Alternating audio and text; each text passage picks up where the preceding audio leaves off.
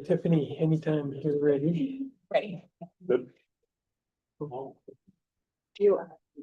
Okay, good afternoon, everyone. Thanks for coming. Today is Tuesday, June 17th, 2025. And this is the Cumberland Heights City Council work session. My name is Mike Withers. I'm the mayor of our city. We're going to start with a review of our business meeting agenda for this evening. We'll start, like always, with a pledge of allegiance. I think I'm gonna ask Jared, would you lead that? Yeah. We'll ask our city manager, Jared Gerber, to lead us in the pledge of allegiance, and then we also have our city council reports for tonight. So all of us will have 3 minutes to do that. Item 4 on our agenda, something we haven't done in a while, Chief. I'm glad we're back to it. We used to I feel like would announce the swearing in of new officers and promotions, and so that's back. Are you gonna lead that? Is Candy? Who's gonna actually do that? I'll do it, sir. Okay. Miss Tiffany will swear them in. I'll introduce them. She'll swear them in and they're, the ones will pin a badge on them and we'll keep it as short as possible, but it's important. Thank you. Okay, no. I'm really happy that you're doing that. So Probably talk them by 3 minutes and do that very much. perfect. That's what I was thinking. That's what I was thinking. Thanks, Sean. Yep. Okay. And then we'll go into our citizen comment period before our and then before we have a public hearing on our the proposed compensation increases for executive municipal officers for fiscal year 25-26. This is a new public law. Remember that is required that we do a public hearing anytime anybody that is considered an executive, which is appointed. Yeah. Basically, anybody who's appointed and is getting any type of increase, you have to have a public hearing for it. Or elected, right? Elected and what's considered executive staff for the bill. So there's certain listed positions in there. Okay, and then we have a full list of action items to go over. So first will be consideration of ordinance 443, approving our final budget for the fiscal 25-26 year. We don't have this as a staff report. So Scott, is there anything that you want to lead in with this? We'll probably have you do whatever you say now again in the business meeting Yeah, before we vote. the only things I'd like to point out is that we did receive our final certified tax rate, which went from what was in last year at 0.0013, I'm gonna get to the right page, 57 to 1001300. So it went down 0.00057. Yes, and then the tax rate associated with the debt service on the general obligation bond is 0.000209. And so those are the two tax rates that will be adopted. The new growth was also defined at 43,620, and a note on that, the taxes associated with Tabachi and the annexations near Creek Road weren't included in their calculations because those happened after the auditor started that process of doing all that stuff. So we will receive some funds from that will be outside of quote budget and everything, because they'll allocate those revenues based on the percentage of year that they were all in and stuff. So even though it's a little less than what we had originally forecasted, I imagine that we're going to get about the same amount of net revenues in. Okay. As we had originally forecasted. We just can't budget for it. Yeah. So. Yeah. Anyhow. And I think that's it. Is that it? Any questions from the council? Okay. Great. Item 7.2, consideration of ordinance 444, amending code chapters 19.04 and 19.37 regarding neighborhood commercial mixed uses. So Mike, we'll turn the time for you. I know we've got some members that want to discuss. So Sure, yeah. This is very similar to what I discussed and kind of reviewed with the council a couple meetings ago, about a month ago. These are amendments to the neighborhood commercial zoning district. So any property that's zoned neighborhood commercial would be affected by these amendments. I've got the summary here, and then you've got the actual track changes version of the proposed ordinance language in your packet as well. But I'll just run through these quick and stop me if and when you have questions. I'm happy to answer any questions I can.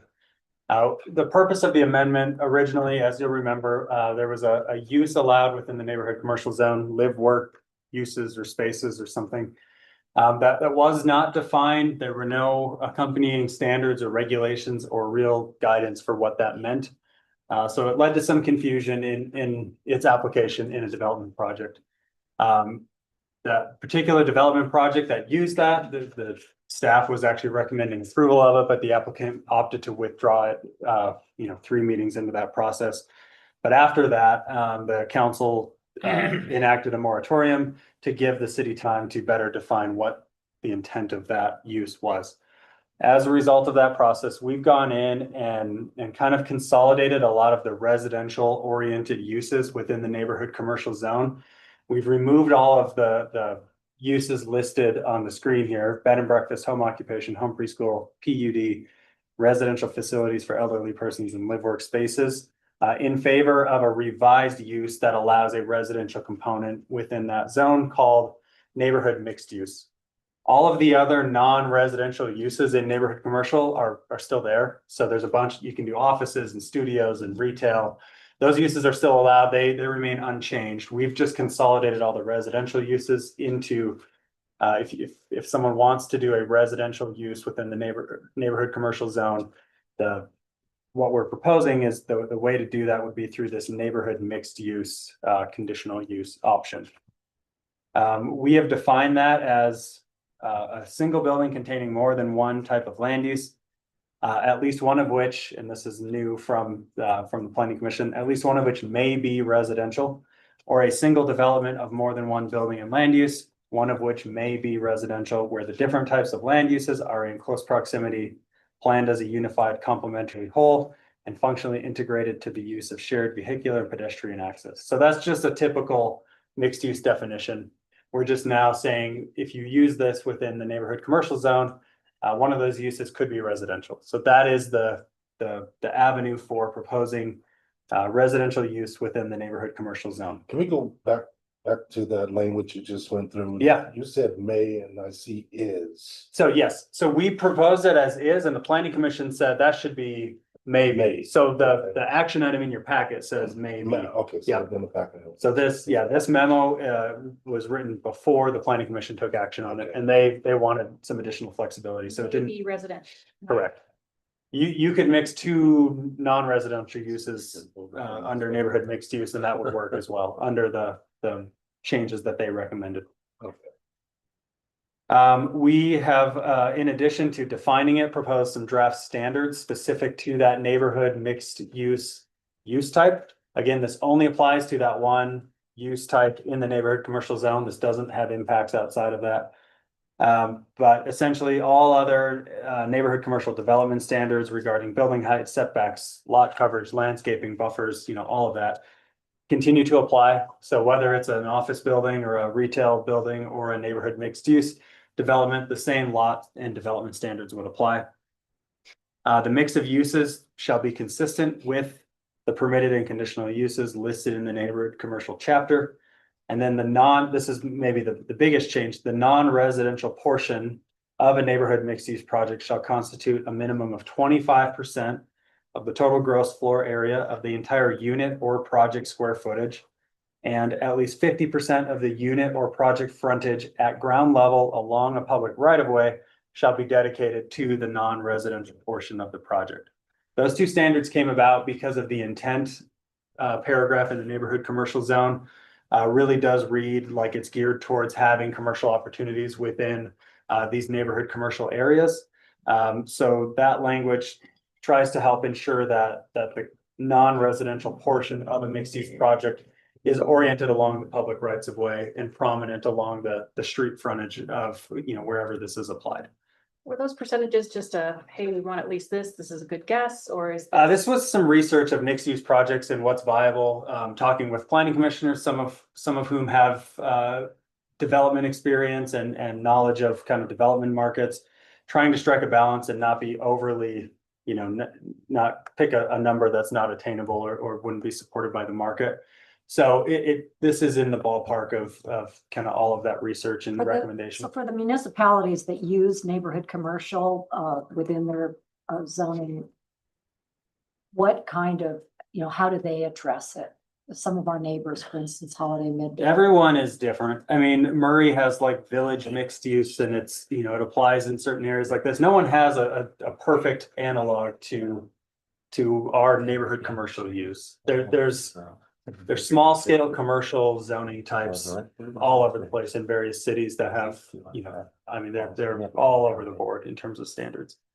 I listened to the planning commission meeting, that part of it, but. So you said something that we don't have very many parcels in the city that are neighborhood commercial, and they're just kind of inherited from county to the city. They're expansions, developments that we're looking future. Yeah, I think largely they, neighborhood commercial was imposed on, and I'm guessing a little bit here because I wasn't here when it happened, but were imposed on these developments where, there's a commercial property within a neighborhood context. Adjacent to a residential area. So the main areas we have this, and I may miss some, Brighton Point, the Smith Shopping Center, and then the Wells Fargo, previous Wells Fargo property across the street from that. The Hillside Plaza site is zoned neighborhood commercial. There's a small neighborhood commercial pocket down south of Bengal Boulevard on Highland Drive, right at the bottom of the hill. Adjacent to the Pinnacle Highland Apartments, there's a commercial shopping center there. That's neighborhood commercial. And then over by Union Park or Park Center Drive, there's a title office building and a dental office building and a little strip center there that's neighborhood commercial.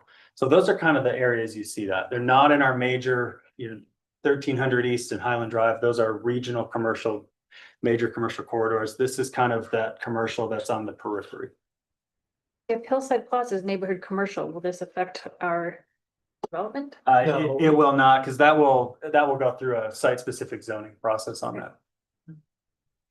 So, the language emphasizing pedestrian, is very important to me. And so I think you continue to include that, do you not? We've not, yeah, so the only standards we have added neighborhood mixed use and added those standards that I just went over. The only other changes we're proposing with this ordinance, because the scope of this direction was clarify live work uses. We have gone in and cleaned up some of the other development, some of the lot size standards that in practice sometimes come across a little bit arbitrary. One is the minimum lot size standards. With so many setback and coverage and landscaping and parking requirements, having a minimum lot size becomes a little less important because all of those standards combined are going to dictate what can be built on a certain size property. So rather than what's currently in the code of minimum lot size 7,000 square feet, minimum width of 60 feet, minimum depth of 90, perfect rectangles. We are recommending that there are no minimum lot size or dimensional requirements, provided that all other development requirements are satisfied. Our mixed use ordinance does this right now.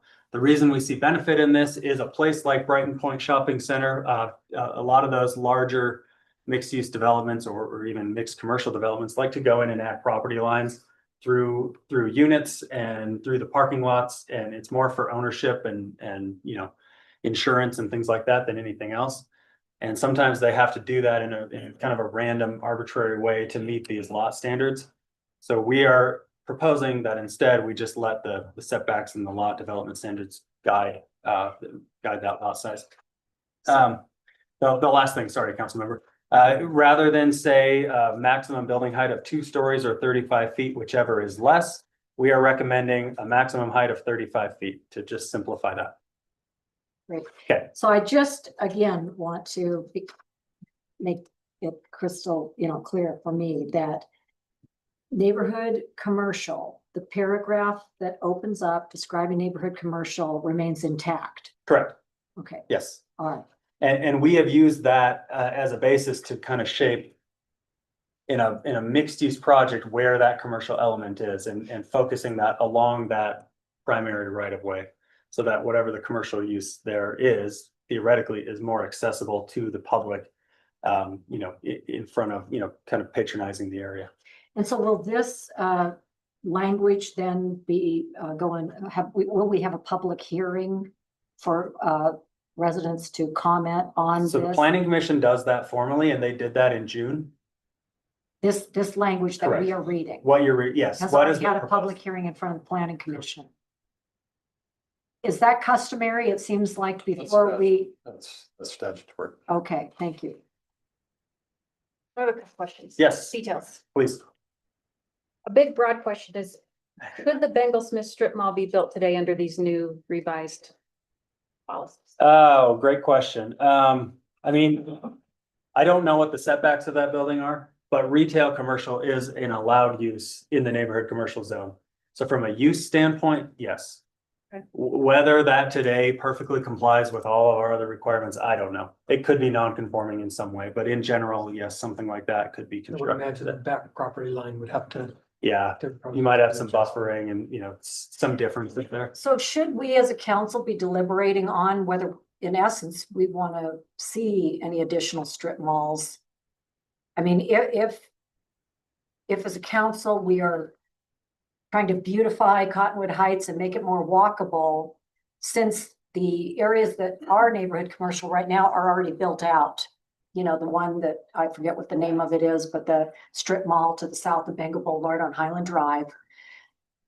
And the other ones that you named, they're all built with a conventional strip mall where you have the ocean of asphalt in front and all that. So I think that'll be a general plan discussion more next general meeting. plan, okay. Am I wrong? I mean, I I think that's think- where we would address I think there's some good points. specific areas.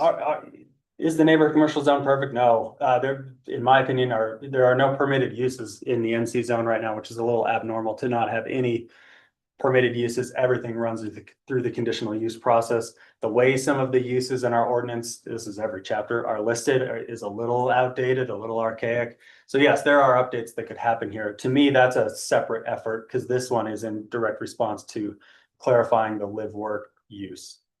And if through the general plan process, the general plan would recommend a general direction, right? And recommend, hey, go in and look at these ordinances or make updates to these specific things. And that would lead into a more specific focused process. And you're gonna lead that next meeting, right? Yeah, And we're yeah, gonna get and it then done before then you I'll get something say, like yeah. that. Yeah, then you have I'll to get it up fast before you can go. Yeah, Mike. yeah, there you go. So one of the questions I had to this, I'm glad you have this page up. So if you had a grocery store that couldn't be more than 7,500 square feet on the main level, I mean, is that a Bengal Smith's? Oh, yeah, that's a good point. I mean, this. I don't know how large that is. This limitation. I would be guessing, but I will guess, a lot of these properties are adjacent to residential areas. We have a very similar standard in our residential office zone.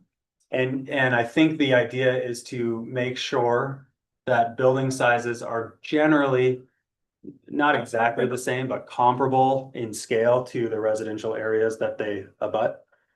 So if you allow a 100,000 square foot building right in the backyard of an R18 property, the scale's out a little out of whack. So I wasn't thinking 100,000 square But, feet. I mean, was that's a thinking, dramatic a example, but- Neighborhood grocery store, because you're talking about walkability, does that match? I have This no does idea. say 7,500 square foot footprint for any singular. And it occurs to me, if you go through the major grocery stores and the big box stores that we have in Cottonwood Heights, so Dan's and Whole Foods and Trader Joe's, they already are in commercial zones, right? They're not in a neighborhood commercial zone. So perhaps the Smiths on Bengal is one of the few major grocery I'm stores just that we thinking have, boutique. in neighborhood commercial. Would we want to prohibit like a little boutique grocery store? So that's a question I want to Yeah. leave on the table. I want to also look at medical optical dental offices. It says that you cannot have after hours care. I would argue that if we're talking again about walkability and services, if you allow a restaurant that could be noisy or bar open until 10 PM, why in the world wouldn't we allow after hours care where a mother could walk her child across to a medical clinic and not have to take them to an emergency room? So I would recommend striking that. Speculation there is, again, you're in residential areas and you have traffic and headlights and That's Yeah. less than a restaurant would be, way less than a restaurant would be, maybe 4 or 5 parking stalls. Yep.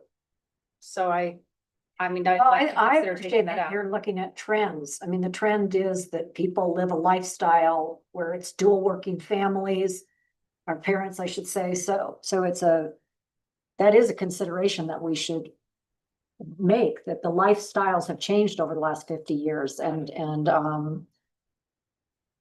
unless there is a noise nuisance or, you know, or as you were pointing out, so much traffic that the headlights are gonna be blaring and things like that. It's not an ambulance type building where you get an ambulance coming into an urgent care. Well, Like, I don't know that that definition limits that. okay. that's a good So, question so I to guess ask. here's the question that I would have for the council is that is teetering beyond the live work amendment and into a more wholesale revision of the neighborhood commercial But you're zone. doing that with other things. And so I also want to point out that So- child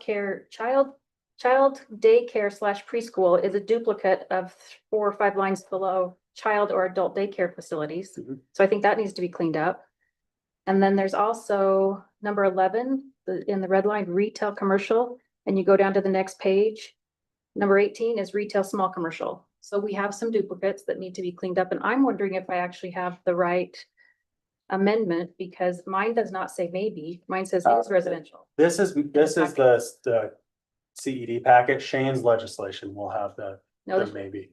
oh, so, So well, it'll be down. so in the packet, we didn't get the right. No, your action item should be attached to the legislation. This is my staff. Yeah, you're looking at the staff report, and then if you go to the back No, Yeah, of the, I'm looking right now in the That- ordinance 444. that is Vote. attached to my staff report, what you're looking at now. That's not Shane's legislation that you're looking at. Well, how can we vote on an ordinance unless we have the? It's in there. Okay, Okay, very sorry. Shane always puts his legislation at the back, and so it's in order, the very back. so which attachment is that? Or which resolution?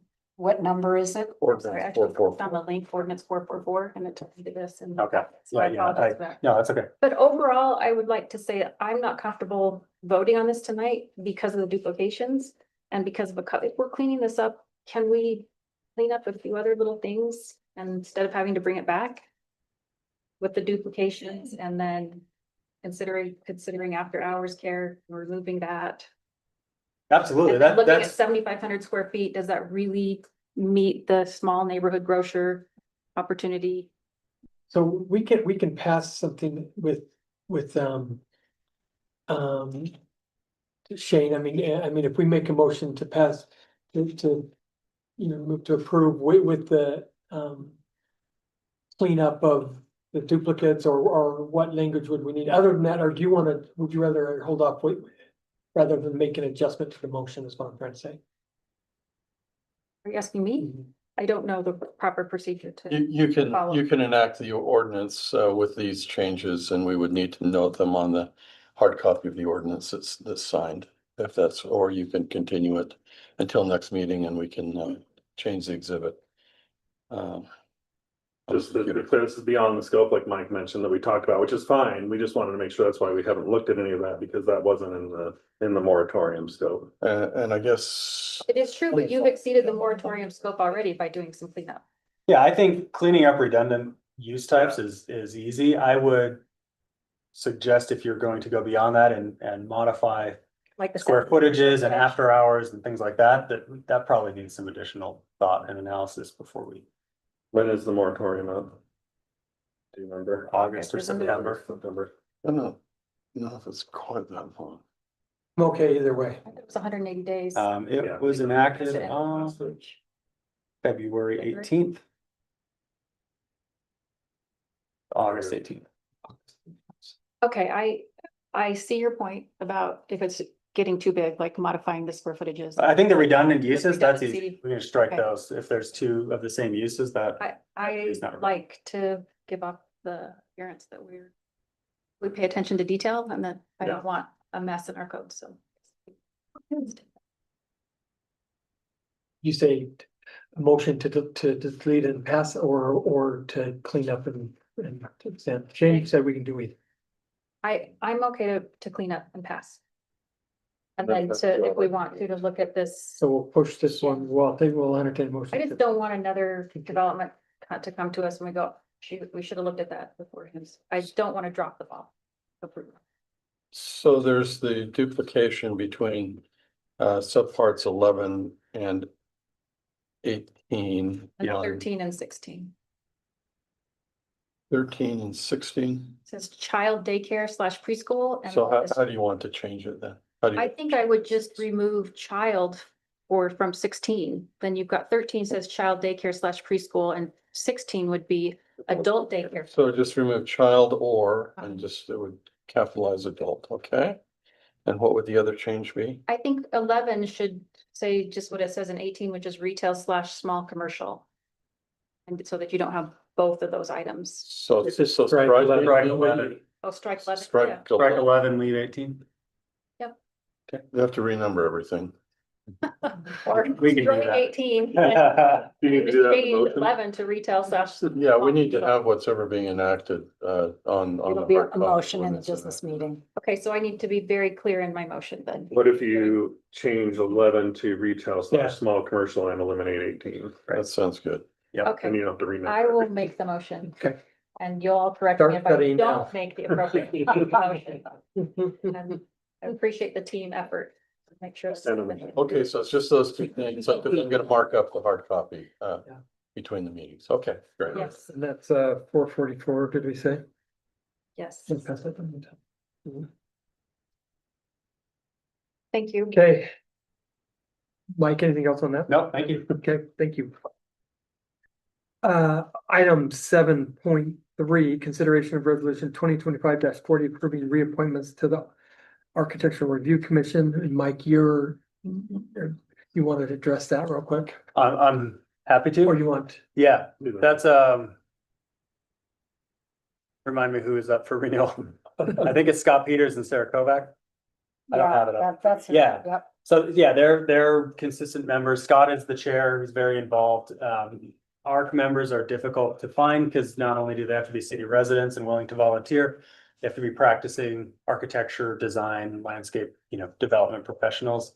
And both of them are Good and job. actively involved, so we So would it's support Neil there. Oh, and Neil's Valentino, yeah. Long-term member, adds a lot of value to the committee also. Great, any questions from council? Item 7.4, consideration of resolution 2025-41 approving reappointments to the Parks, Trails and Open Space Committee.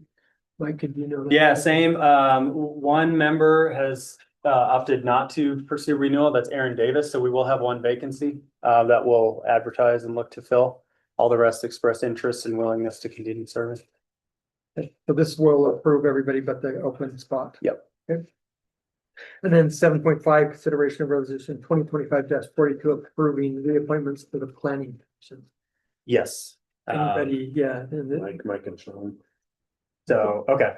So, yeah, so Sean Simon's vice chair, and a lot of these, those up for renewal right now, initially started midterm, filled in a vacant term, so, they have time left and we have a really good planning commission right now that knows their role and is very deliberate in their deliberations. They don't always agree on everything, but they're great at talking through issues and, making informed decisions, so did you say Lucy's term is over as chair? next year. Okay, so she'll remain as the chair. Chair may switch over. I can't remember when we switch chairs. We do that annually, but her term, she is almost at her term limit, beginning next year. Okay, The rest are not. So What is the term limit? it's two full terms, which are 3 years each, 3 6 years. Hasn't Dan Mills already served 2 full terms? He is on that same pipeline. So I think in 2026, those are, So in 2026, both Dan Mills, he's District 3 and Lucy, and I believe Lucy. both of them will not be eligible for reappointment. Off the top of my head though. And Lucy Anderson, is she D4? 3. I think she's Three. 3, yeah. And I listened to the planning commission. They introduced themselves to the newer planning commissioners. Yeah. There's 2 newer ones, Gary Barnes and then the alternate. Rusty Lugo. Okay. Yep. And none of them, most of them said, I'm just entering my 2nd term or. We've got a pretty young commission in terms of years of service, but having Sean and Mike Shelton and Mike Smith, they have some tenure, especially going into next year when we'll lose, the real experienced members. I think it'd be good to have them on the commission, so. perfect, thank you. Item 7.6, consideration of resolution 2025-43 approving a performance contract for our Butlerville days, and that's just the playback party band. Yeah, it's the headlining band. And any questions from the council on that one? It was quite the contract. We contract with the representatives and the performers aren't responsible and I'm just trusting that you all know what you're doing on that because it was kind of convoluted. Yeah, great. Item 7.7, consideration of resolution 2025-44, approving and ratifying the bid and awarding a construction contract with Stephenson Drive Area Roadway Rehabilitation Project. Matt, anything you want us to know about that from what we've read? Excuse me. No, sir. It's, like I said, it's a reconstruction of the neighborhood. We are given direction to move forward. This is part of the 5-year plan and they came in as low bidder. It came in under our engineer's estimate by quite a few dollars. So we were pleased with that and the bids look good. So we're recommending approval for this contract. How much roadway are we talking about for that 1.8 That's the million? same thing. Is it a third of a mile? I looked on. It's about 200,000 square feet. So I don't know the mileage. But is it strictly Stephenson or does it include? It's the whole neighborhood. It's a neighborhood. We call them areas based on the road. It's not just a road. It's all the offshoots. Well, I mean, I found it so shocking when it was over, it was a full $1 million, nearly $1 million just for Prospector Drive, in District 4. And so I'm just curious if there's a diagram that shows the various streets that'll be included in the Stephenson project, because I didn't see that in my materials. Yeah, that would be in the design plans. We don't normally insert that. Give me to pull up. Yeah, do you? It's on the Can you pull it website, up? isn't it? Isn't Yeah, there a it should website be. that tells us, there's a page on our website that tells us the year that these areas are gonna be done and then it has a Yeah, graphic that's the showing 5-year plan. Here's Jared's. So I'm pulling just, it up. what I guess I'm interested in This is the area that we're talking So- about. Sure, so what I'm interested in is if Prospector Drive was a total of less than a mile, and it was $1 million. And now we have a construction project that is made up of these streets. How much are we, it seems like it's so astronomical to have, and then an additional $84,000 in design work. And I know reconstruction, we try to avoid that because it is so terribly expensive, but how much is that coming in at per, however it's measured per square, per foot, per linear foot? I'd have to run the numbers. We have, like I said, about 200,000 square feet of area and then $1.8 million.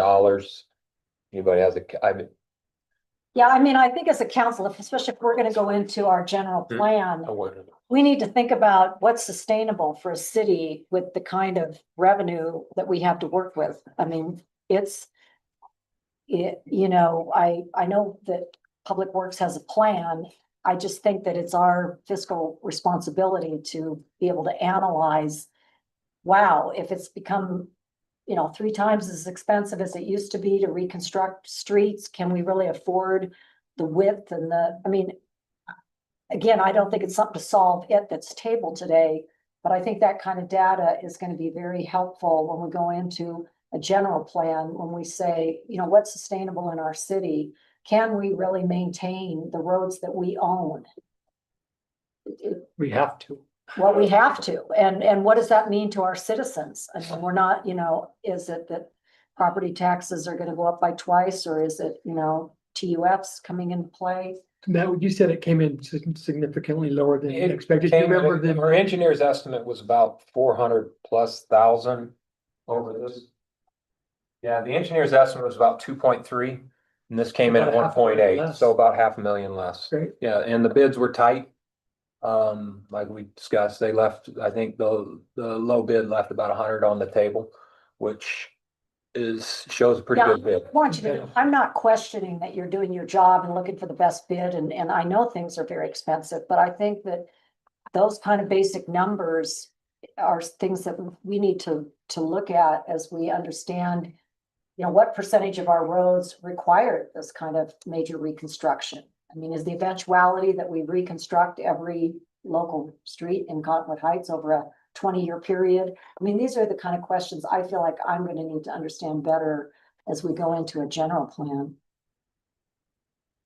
Yeah, okay, Okay, good. thank you. Thanks, Matt. Next item, 7.8, consideration of resolution 2024-45, approving an agreement with CMT Technical Services for construction management services. It was just managing this This process. is the CM of the job. They were the design engineers, and so now they're following through the construction. Okay. Item 7.9, consideration of resolution 2025-46, approving execution and delivery of a public entity resolution to the Utah State Treasurer. Scott, why don't you be more specific with us? So what this is in order to gain access to the PTIF account for the city, which is the Public Treasurer's Investment Fund. Or we earn interest, correct? It's where we earn our best interest that we can and still have easy access to our funds and everything else. We have to do a public entity resolution. So this is to add Reed Sanderson to have access to that account, who's going to be replacing Dave. Is to add myself to it and Jared Gerber to it. In the past, it still had Tim Tingy and others on there, and you know, we're supposed to update that one. People we eat stuff, so anyhow, just add that. Reed has started. He started, The 30. yeah, the 30th, Dave's last day is when? in September. September 5th, yeah. Okay, or August, basically. Couple months, geez. Oh my gosh. It's flying, yeah. How is Reed doing? He's doing good, yeah. Okay. He's doing good. Feel comfortable? Yep. Okay, good. Okay, last item is just item 7.10. Consideration of resolution 2025-47, adopting amended and restated internal policies of the Cottonwood Heights City Council, and this is in regards to the travel training budget that we've dedicated for the council. From written, do we have any questions or concerns we want to talk about this, or are we ready to vote? Good. So, The changes that equal. well, I'm disappointed that Councilman Holton isn't here today. He and I talked about this at great length over the last 2 months. And he expressed to me a shared interest in modifying this particular allocation within our council budget to not be restricted to travel and education. And since he has been apparently unable to return my phone calls or text messages, and there seems to be a majority at this table who wants to advance the language that we see here. I'm not going to take the time because I have no support to express what I had hoped for. So I've already expressed it at other meetings. So I just want to go on the record that I am a little disappointed. Okay. Thank you. And I want to be clear that I'm supportive of the other avenue, which if we need something specific, Frisbee's an event or swag, that at least. that There will be made available. separate cost center that So do you want us to look at a separate policy, a separate line item, but then we can. I don't want to increase the budget. I was hoping to work within the budget that we have. it wouldn't have to be very big, but what a miscellaneous Scott cost and I can center. look at what a budget. Cover adjustment stuff would like take in the that. Future, next time we do a budget adjustment, we can look at something. Okay, And bring it doesn't it need as a to be proposal, as long as there's direction for that. big. I've made a mistake. Before the meeting, I'm going to need to make some tweaks to this resolution. Because the attachment to it is just policy 1.2, and the body of the resolution references all the internal policies. So I would be revising this resolution to just say that we're amending and restating policy 1.2. And so the exhibit would be the same. It's the thing that you've already seen, but I just won't be attaching the rest of the internal policies. So I'll get that fixed before the meeting. Okay. And then last, we'll approve a consent calendar, which is our minutes from our work session and business meeting for June 3rd. Okay, we'll have a bit of a load tonight, but we'll look forward to that. We're going to get into our staff reports, and we appreciate the patience of our some guests that are here with us today. So we're going to start with item A under staff reports, which is a Fort Union traffic study. You all remember we emailed out to you this study that was done, and so we're going to invite Ben up, and I don't know if we're going to bring the consultant's going to come up to the table. Yeah, we'll have. Yeah, okay. Why don't you guys come up to the table and See.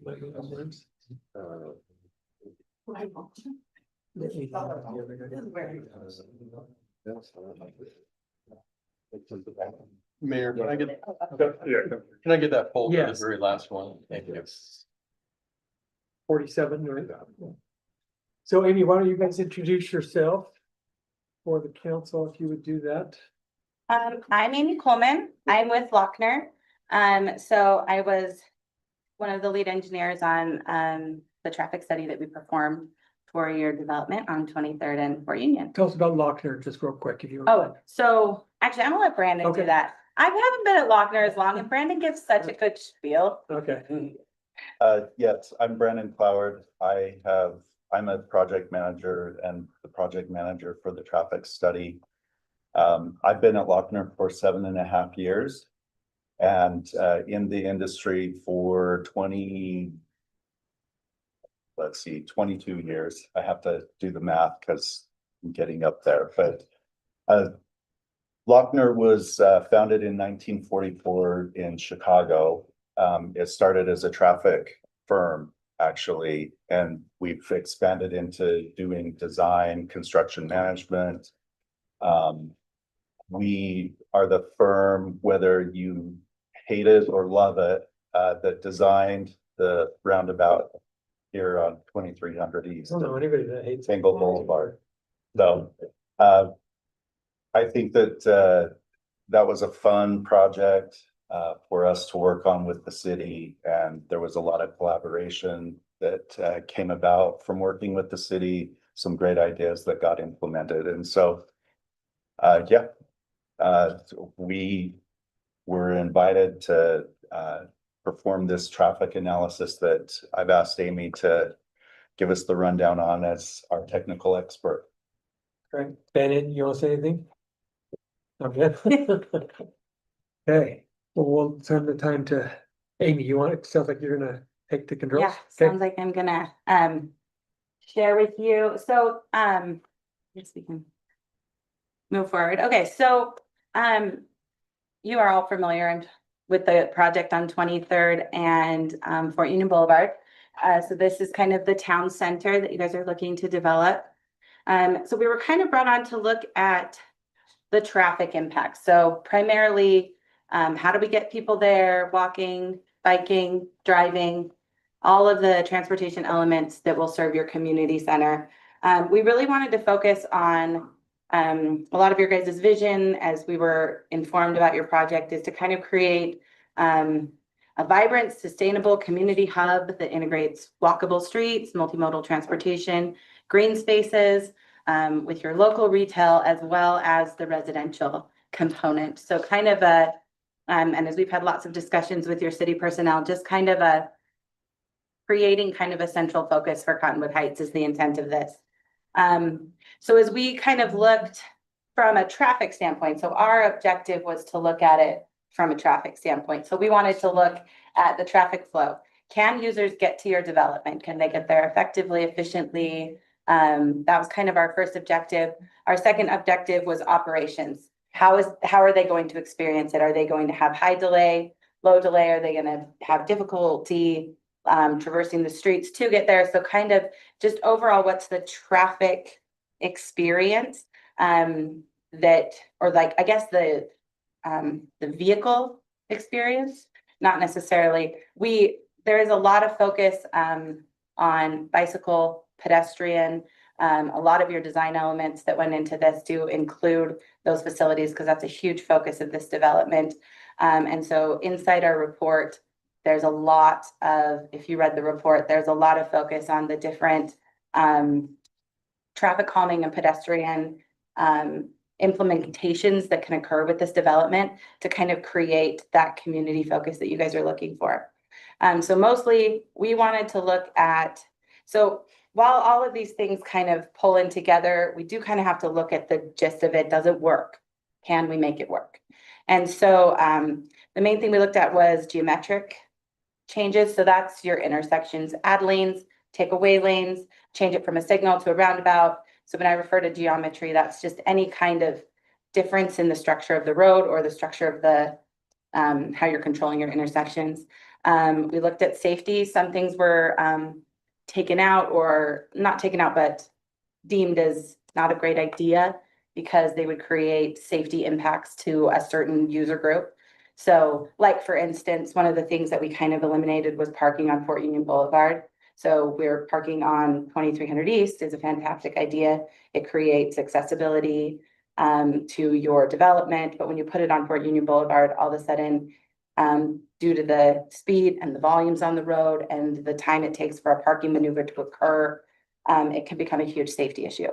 Yeah, I just need to know whether, did you study the I believe it was 2016 Fort Union Boulevard Master Plan? Study feels like a strong word, but yes, I read it. And was that taken into consideration, and is it reported on either why there's efficacy or why the Fort Union Boulevard Master Plan cannot be advanced? In what aspect? Maybe I'm not. Well, it gave very clear street sections, of tree medians, tree streets, tree lined streets, very pedestrian in its nature. We don't really address that specifically in our report. But how can we as a city not take into consideration and adopt it? This isn't a whimsical citizen study. This was an adopted master plan for the city. That study looked, I'm trying to remember, it was like 6 months ago I read it. It went all the way from like 900 East all the way up, right? Like it was the entire segment of Fort Union. And in terms of cross sections, you have multiple, I'm just kind of spitballing here. This might not be the best answer, but you have multiple uses and multiple purposes of your road along the entire segment. And so I'm assuming in that study, which I can't remember honestly, that they have certain cross sections for specific situations. And I don't know that this is necessarily removing the cross sections that you guys are wanting to implement, because I don't know what they are specifically, but you can come up with some fantastic user-friendly, pedestrian-friendly, beautiful cross sections within the boundaries of making things work and making this development work. You do have to be a little creative on occasion, right? To make sure that you have to meet, not have to, you guys are the city council, you get to choose what your city is going to look like. But as a professional, as a transportation professional, I'm going to recommend to you what I believe is in the best interest of your road, from the perspective that I'm looking at it. I'm looking at it from one direction.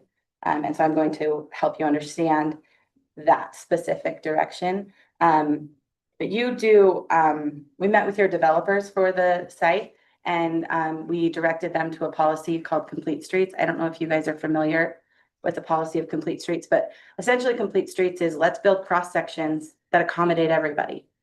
Let's put our retail in a place that is beneficial and user-friendly, user accessible. We want to, that is the purpose of what you guys are trying to do here, is create that. And so we want to, it's a balance. Everything is always a balance, right? And it's the exact point you brought up just a few minutes ago. You want your roads to function, but also you have to pay for it, and everything comes at the cost of something else. And so really understanding the balance is, you can build the most incredible pedestrian, user-friendly development, and if cars can't get there, if nobody's driving by your site, nobody's going to your business, and it's an economic failure.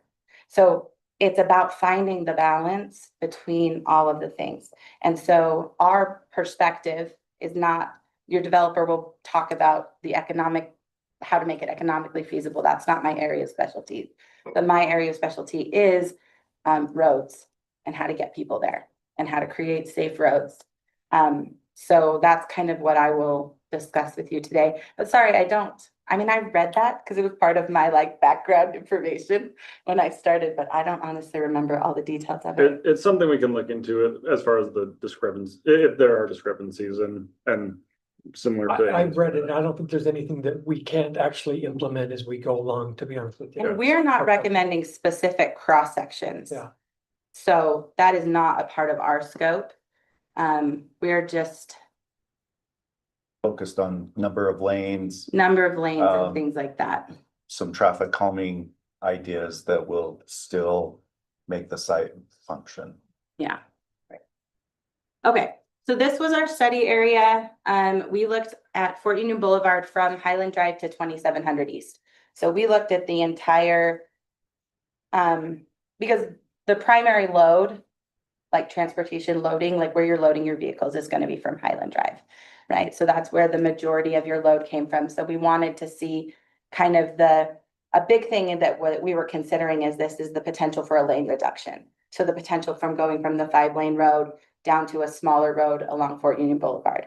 And so really, that's one of the main questions that we're going to address today is that feasible with the actual traffic volumes that you have? And what do you need to do to make that feasible if that's a choice you want to make? So we started down at Fort Union Boulevard so we could see where you kind of had your big drop-offs in traffic, because obviously as you head east, you lose people into the neighborhoods, into the right, and then when you're coming to the west, people are gaining. So we noticed a big drop in traffic between to the east of 2300 East. And this is right where you're putting your development. So it became pretty clear initially from the traffic data that we collected that any type of reduction to the west of 2300 East was going to be extremely dramatic to your citizens. So most of the things that we look, or all the things we looked at really kind of centered around that 2300 East intersection and to the east. So while the study is very comprehensive and includes the entire study area, today we're just going to focus on the intersection of 23rd and Fort Union and the development and the 2 accesses, just because that's kind of where the bulk of your choices and your kind of the results are kind of going to land us.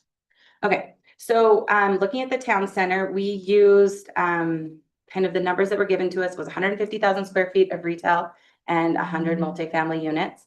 So again, this is just kind of the ballpark that we needed to kind of figure out what type of how dense this development was going to be. And so that obviously we convert land use into trips. This is done through the Institute of Transportation Engineering. So that's a general national guideline. So these numbers are very well vetted. They have thousands of sources all over the country. Didn't we have you also include the development to the north of Fort Union? Yes. Yes. So we- Potential development is yes. included in it. Yes. okay. Yeah, so we did include growth in the area, which means we can't anticipate every single development that's going to occur, but we do know that the city of Cottonwood Heights is going to grow and there's going to be development. And there's a lot of discussion in specific parcels on the other 3 corners of the intersection, just different pieces that are planned to redevelop or that are already in the permitting process through your city. So we did consider growth in the area, and then all of our results are on a 25-year horizon. So everything that I'm going to present to you is in the year 2025 or 2050. So if I'm saying something, you're like, well, it's not like that today, it's because everything we're looking at is in the future, because we want to make sure that you're not building something that's going to fail immediately or fail. You know, you want something to have a life cycle. So everything is in the 2050. We did the PM peak period as your critical time period. So we analyzed AM and PM. I'm going to present to you the PM information because it was more critical than the AM. Okay. So the metrics that we're going to kind of discuss today that we use to determine if something was viable or not were level of service. So level of service is ranked A through F. From a transportation standpoint, D and better, we don't usually sweat it or worry about it. If you're at a D, A, B, C, or D, usually mitigations are not necessary. You're within what's reasonable. When you get to an E, you're starting to have failures. You're starting to see things that are congested. And then when you get to an F, the HCM defines that as forced flow. So really when you get to an F, you're having people, you're pulling up, like just to kind of understand the user experience, right? So if you get to an intersection and it's an E, you watch the whole thing go around one whole time before you get to go. Like we all know what that feels like. You pull up, you get to the back of the queue, the light goes green, you pull up, you still don't make it through. You wait the 150 seconds and then it's all of a sudden your turn again, and then you get to go. That's what an E feels like. An F feels like you're maybe waiting 2 cycle lengths, 3 cycle lengths to get through. Someone can't make a left turn. So someone sits there and waits and waits and waits and blocks traffic and then eventually figures out they can't make a left turn and then they move, right? So when we talk about F, we're really D is what we want to see. D is busy, but everybody's moving. E, you're getting inconvenience. Your users are getting inconvenienced. And F, we want to, if you make the choice to go with something that has an F associated with it, you need to understand that your users will be very delayed and very inconvenienced. Okay, We'll avoid it eventually, what? and we'll avoid it eventually, right? Yeah, and then people will leave. And that's like, and I think that's when you're They'll go talking. into the neighborhoods to get around it, which is what we don't want. No, or they'll ever. reschedule themselves. If you've traveled in major cities, you know, there's a lot of E and F in Denver, New York, many places, so That's fair. Los Angeles. Yeah. Businesses can And reschedule. and it's a great way to encourage other modes of transportation. You guys don't have a ton of accessibility at this location with public transportation at this point. So again, you're really, there's a balance there. You know, you guys have to decide what that is. I'm just gonna present the information. The second thing we're gonna look at is queuing. So queuing is how long, you know, when you pull up to a light, you hit the back of the queue, right? Like you have to wait, and that is measured. So how long that queue is. And the reason why queuing is so important for us from a transportation standpoint is if you're supposed to be in a left turn lane and there's no space for you, you go into the through lane and you wait. So now instead of waiting where you're supposed to wait, you're now interrupting 2 user groups instead of the single user group that you're supposed to be. So queuing really matters. If you don't create enough space to hold your turning vehicles, it creates an even bigger downstream problem. The second issue we have with queuing is if your queue is so long, then all your accesses along that frontage become unusable, or people sneak through gaps, and that's when you have accidents. So it creates a safety issue. If those queues get too long, that's when we really run into kind of safety concerns. So we really wanted to look at queuing along with level of service. And then lastly was safety. So we want to, again, I brought up the complete street methodologies. That's creating, complete streets is cross-section development, essentially. Creating cross-sections that work for your development, all of your user groups, and move traffic in a balanced way. So we wanted to make sure that we were considering bikes, pedestrians, also traffic calming methods. That road right now is 40 miles an hour. So that's your posted speed limit. And so if you're bringing in a development like this and you're trying to make it more walkable, more user friendly, implementing strategies to bring the speed down. And you're not, I think it's, what policy? You can't, I think it's against the MUTCD. You cannot just go in and say, I want this road to be 20 miles an hour and stick up a sign. There's legal precedents for them too. Maybe not legal, but there's like national guidelines that say you cannot do that. So you have to lower speeds through strategies, right? And once you can get the speeds lower, then you can do a speed study. And if the speed study says that it's 20 miles an hour, then you can pop up your sign, right? So there's a way to get there, but you have to do it through kind of these strategies. So speaking with the development or the developer, when we met with them, we talked about putting in roundabouts, putting in speed tables. After looking at the development, those were kind of the strategies that I felt to be the most impactful, because we do want to lower the speed with this type of development, right? So we did kind of look at those things again. On-street parking, where is on-street parking smart, safe, good for the development, good for the users? So just really making all around good choices for the development. So these are kind of the 3 key factors that we took into account here when we were developing our alternatives.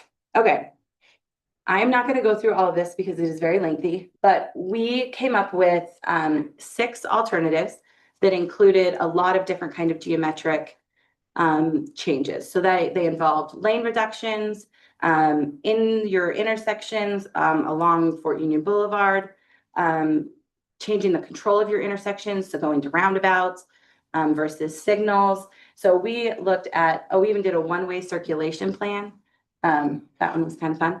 So just different ways, we tried to look at this development from every single perspective that we could come up with as a team, of how can we make this work to achieve your goals and move traffic? So if it's highlighted in red, then one of those three factors that I just described experienced some type of critical failure. And so we kind of, Do you mind? I'm having a little trouble following. So the second column is 2300 East Fort Union Boulevard. So we're talking about the intersection, but then I don't understand X, access X and access Y. Is there a corresponding? So that's, Right. in this figure right here. So the access X is on Fort Union Boulevard access, and this is just to serve the development. So X is to serve the development from Fort Union, Y is to serve it from 2300 East. because we also, if people can't get to the development in their cars, they're not gonna, they have to be able to get into your development. So we wanted to look at the so like part of our scope was to look at the accesses. So we have access, so the Fort Union access is that column. The next access is the 2300 East access. And then the last column is the cross section along Fort Union Boulevard. So we looked at it with 3 lanes, 2 lanes, 4 lanes, 5 lanes. We looked at that road. If it's not highlighted, it means that it worked. There's no real problem with it. Red means there was a critical failure. And then yellow and green, we ended up kind of as a team, once we went through the results, we came up with 2 kind of optimized solutions for to kind of present. And the first is a minimized delay solution. So that is the lowest user delay for vehicles. So that's optimizing the area, optimizing your intersections, optimizing your geometry so that you have a low user delay. And then lane reduction in a strategy or in kind of an effort to maybe accommodate some of these cross sections that are. I was like, so the lane reduction was, can we get rid of a lane on Fort Union Boulevard? And if we do it, what's going to happen? So we have the lane reduction strategy, which is highlighted in yellow. So I'm going to go through the base condition, which is if we do nothing, if we build the development, so we move 25 years, traffic in the area grows, and we build the development and we build no additional infrastructure. Which So that- alternative is that? So that's base condition. Where does it? At the very, very top. So that is going to show us where our issues are. So I'm going to go through that first. The second thing I'm going to go through is alternative C, which means that we don't change anything and we take a lane away. That's basically what alternative C is, but I want to kind of go through that. The next thing I'm going to go through is the minimized delay, which is the green alternative, which was alternative F. So that means you just fix what needs to be fixed in the area. You don't take anything away. And then the last thing I'm going to go through is the lane reduction, which is kind of a combo. You'll see we kind of pulled it together from some of the other alternatives. And so I'll kind of go through those 4 in detail so you can kind of follow the progression of what we were trying to do. Oh, see, look, I even have a slide for it. Okay, so obviously, I think, okay, so base condition is no geometric changes. I want to I put level of service on here as a metric so you could kind of understand what is happening. So if we just grow, put the development on there and do nothing for the area, you're going to go to a level of service E. So again, we're past the D, we're past the comfortable point, but we're not so far gone that we're failing, right? Then if we go alternative C, which is to eliminate the lane without any type of improvements. So the only thing we do is just get rid of the lane. An eastbound lane east of 23rd. Yep, the eastbound lane east of 23rd. I will go into detail in just a minute on why we chose the eastbound lane. I'll explain that in just a second, but then you go to an F. Then the minimized delay. This is where we try to optimize, get us into that level of service D, into that comfortable place, okay, from a traffic standpoint. So the improvements that were found to have the most impact were a dual north. Well, it's really only one geometric improvement that's kind of substantial, which is the dual northbound left turn lanes in the intersection At And 2300. at 2300 East. And the reason why it's kind of a substantial improvement is because you have to take right of way. Because you're adding a lane in the northbound direction, you have to align the lanes on the north side of the road. So taking the lane on the south side of the intersection is not a big deal, but taking the lane on the north side of the intersection is becoming a right of way issue with there's a building right on the corner, there's a big power corridor. So it is, there are some fees, I mean, it's doable, but there are definitely some concerns on how to do it. So we're talking about the intersection of 2300 East and Fort Union Boulevard. Coming down from City Hall to turn left onto Fort Correct, Union. I get that. And so this is indicating that there is an anticipated, I mean, you know, what is going to develop south of Fort Union Boulevard? Does somebody know something I don't? I mean, we're already fully developed south of Fort Union Boulevard and 2300 East. We have residential, it's built out. So why are we anticipating greater flow northbound on 2300 East into Fort Union Boulevard? You have to exit the project and get back on the Fort Union. So if you have that single turn lane that we have now, it's gonna back up all the way up the hill. And that's kind of what you described, correct? Yeah, and I think it's a combination. The mayor actually had us do a study on that movement to find out exactly what's happening. Why is this critical? And so we evaluated from people at Bengal Boulevard, so starting here and turning left, where were they coming from? And over 50% of the people that were making a left-hand turn were starting from back here, not on the road.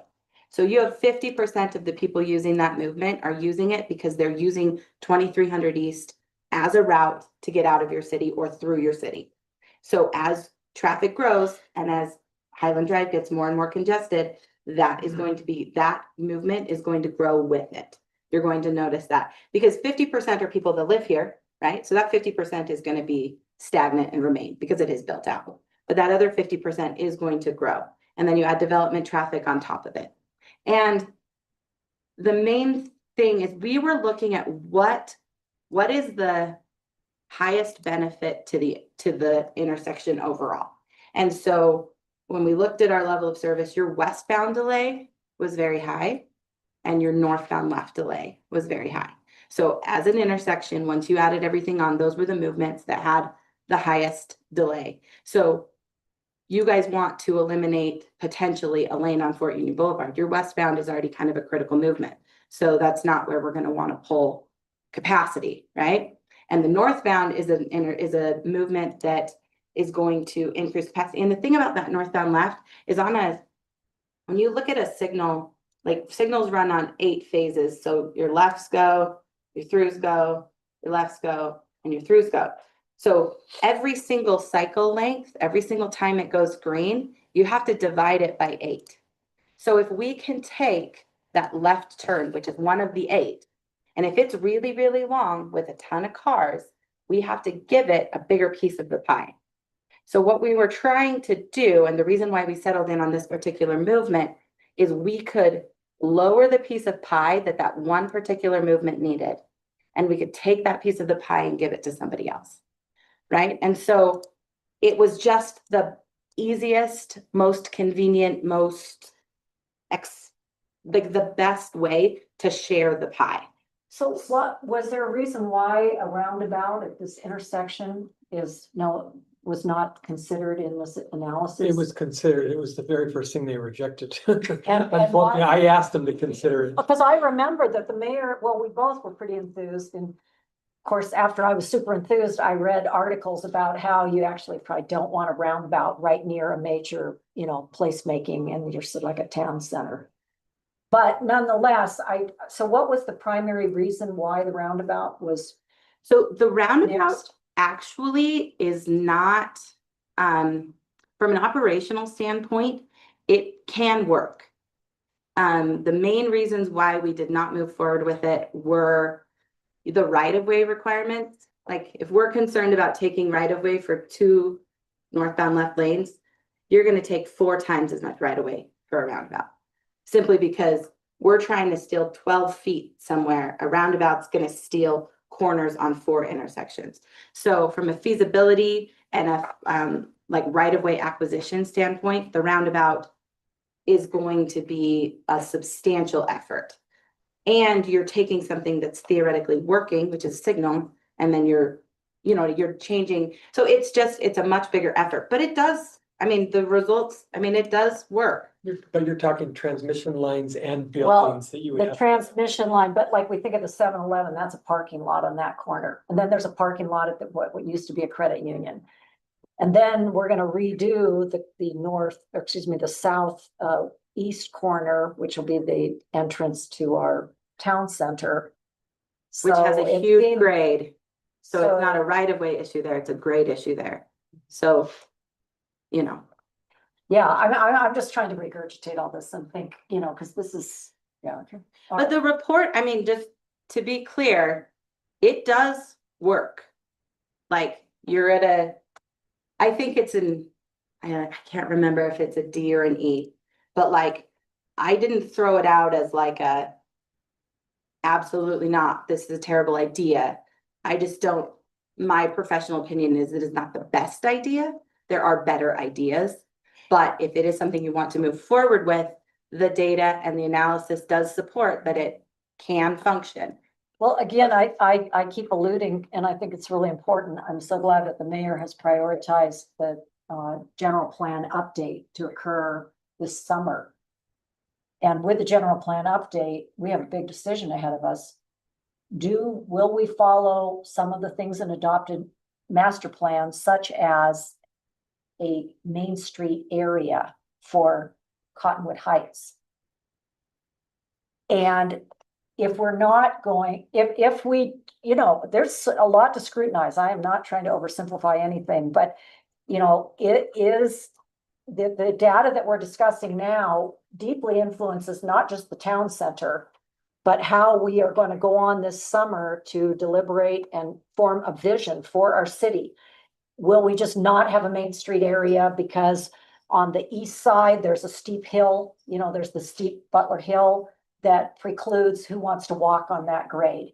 Like, I've had a lot of people criticize me as the representative of District 4. Like, what are you thinking of? No one's ever going to walk on that steep hill. And to counter that, I have said Promenade, which you probably recall, is the street that comes in both from the south and from the north on the very eastern edge of our town center project.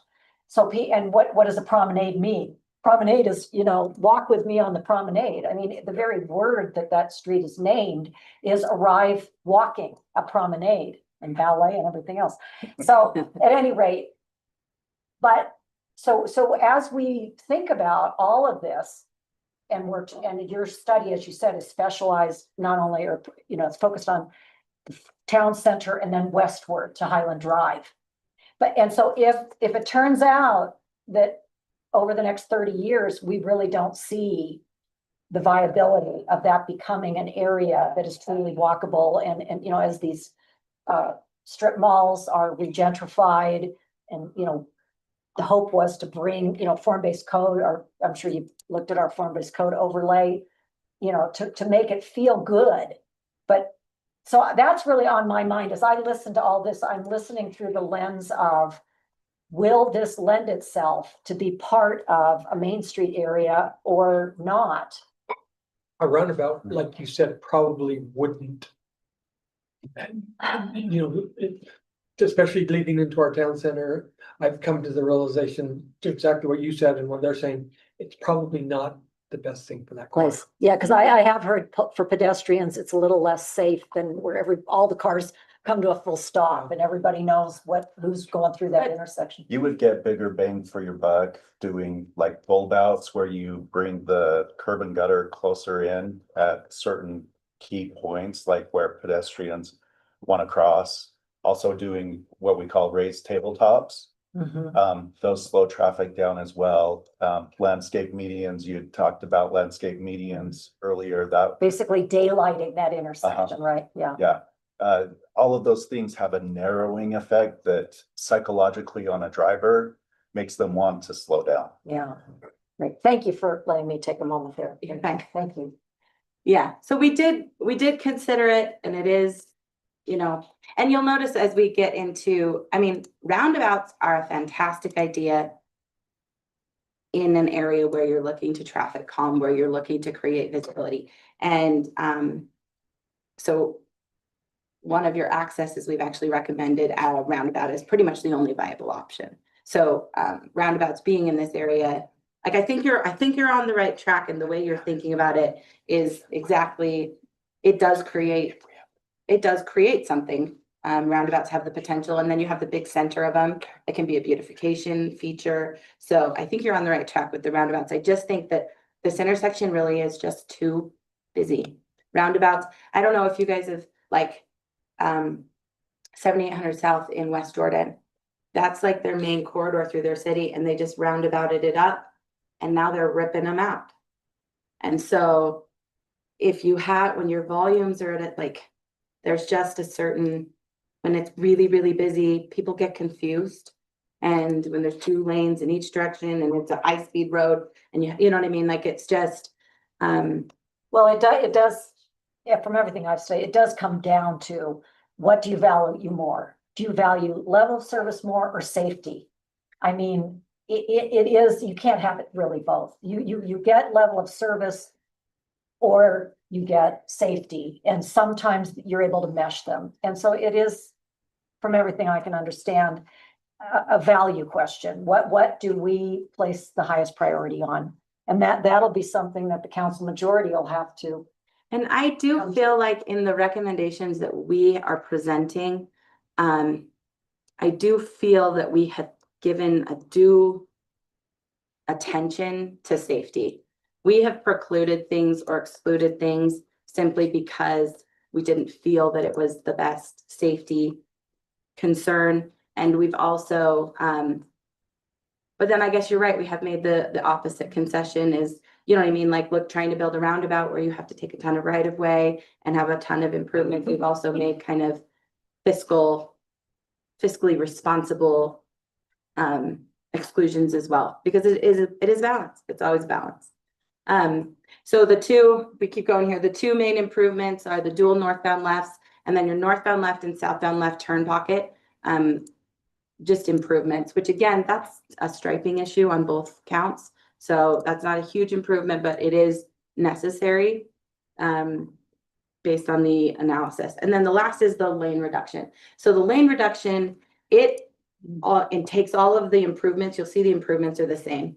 So what kind of happens with your level of service? If you see like your base condition is an E, okay? If we take a lane away without fixing anything, we go to an F, okay? Now, if we take our base condition and we fix things, we can take that E and make it a D.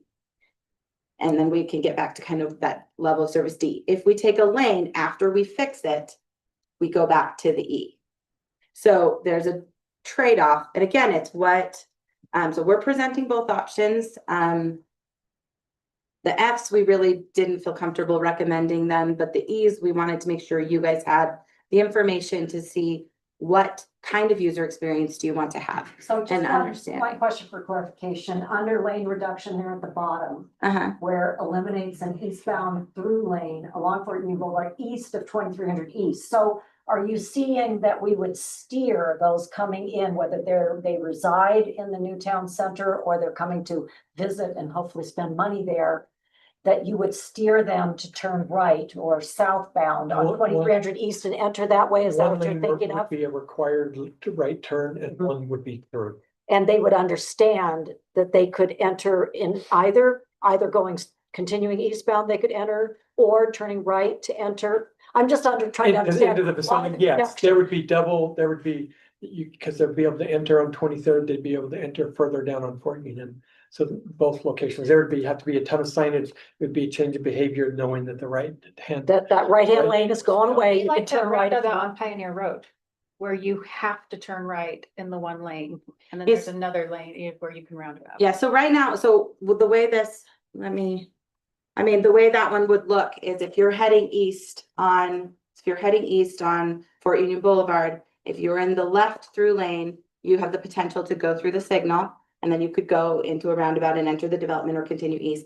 But if you're in that right-hand turn lane, it's a drop lane. There's no acceptance lane. You'll be turning, which then can lead you into the development And through signage, we would want to encourage town center users to use that lane. But also, as you'll see with the results, that queue of that line or that through lane is going to be substantial.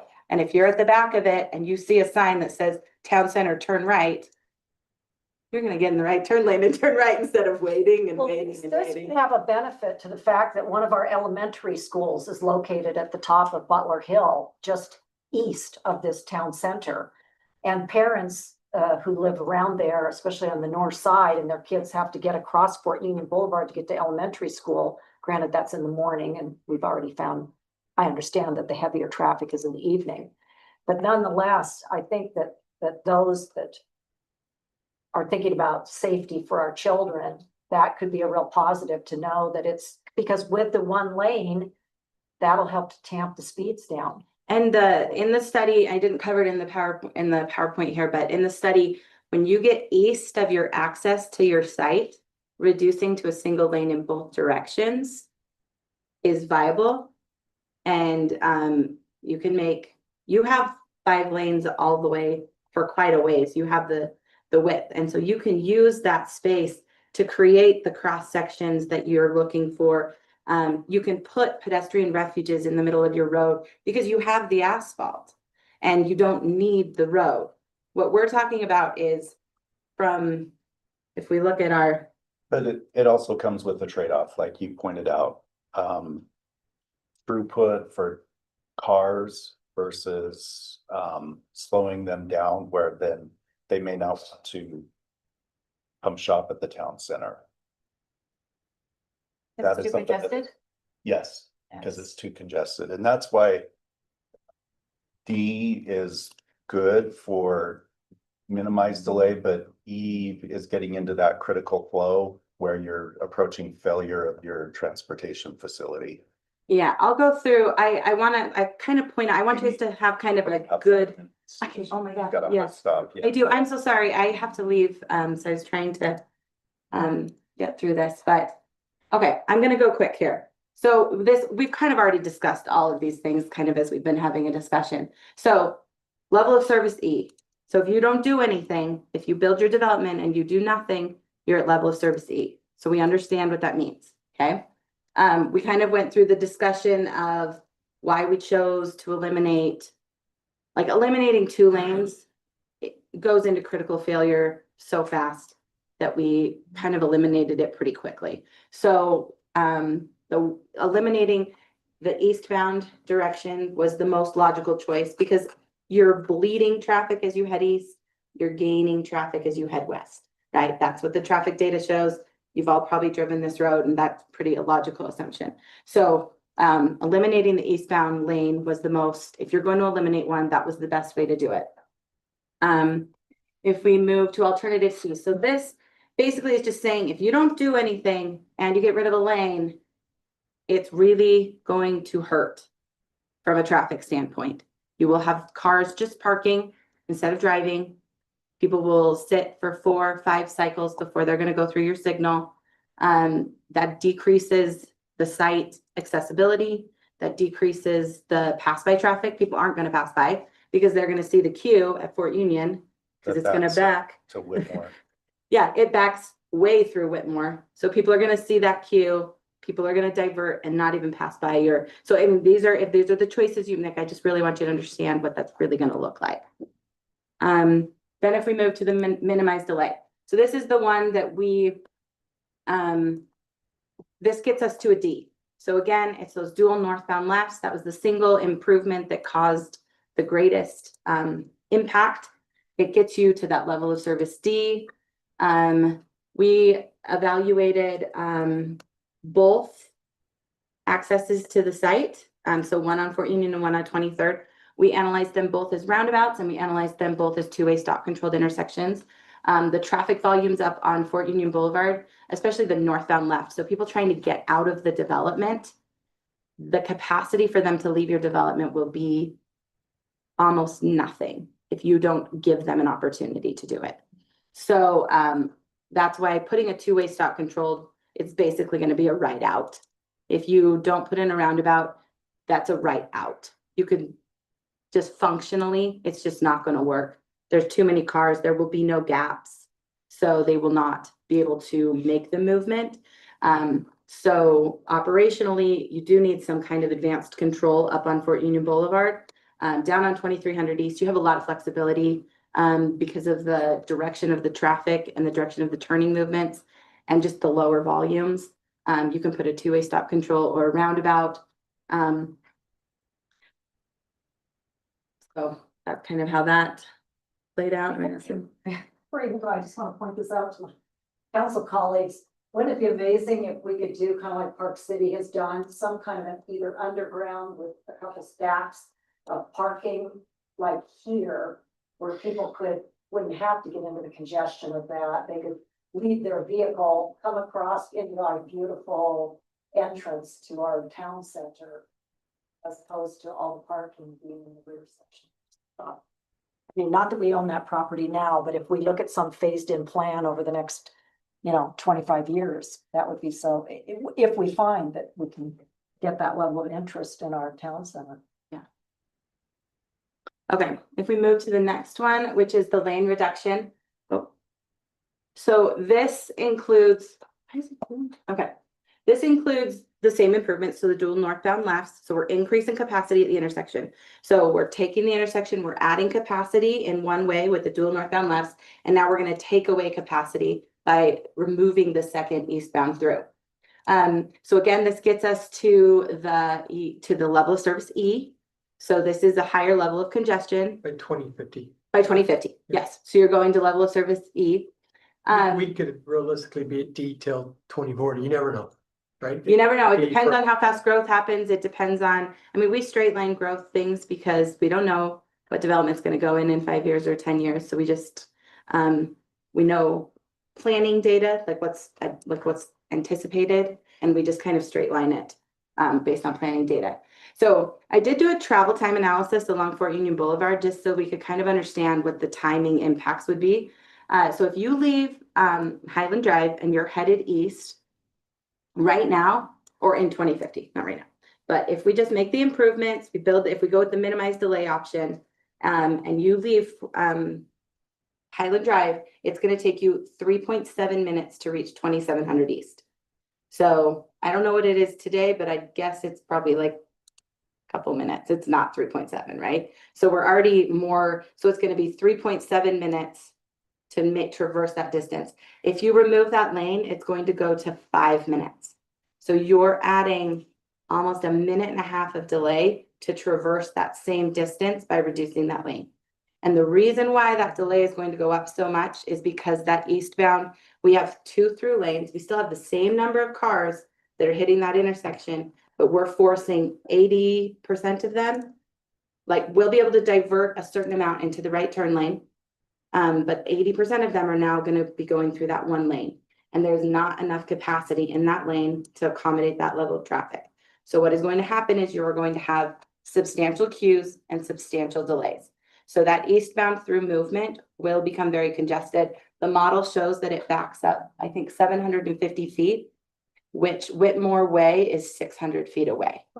So just to kind of understand the level of queuing that you're talking about. So any commercial access along that segment is going to have restricted access during your peak period.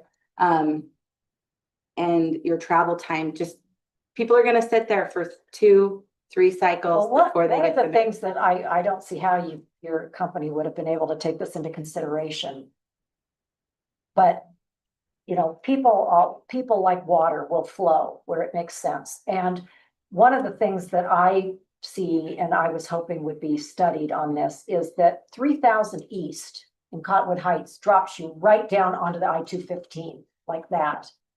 So for people who have historically, I always drive on Fort Union Boulevard. I always get off at Highland Drive. I live east of 2300 East or 2700 East. I live east of there, but I always get off the freeway. I mean, I've lived here long enough to tell you when we didn't have an exit over on the east side of Cottonwood Heights. So I always got off at Highland Drive, even though I've always lived on the eastern edge.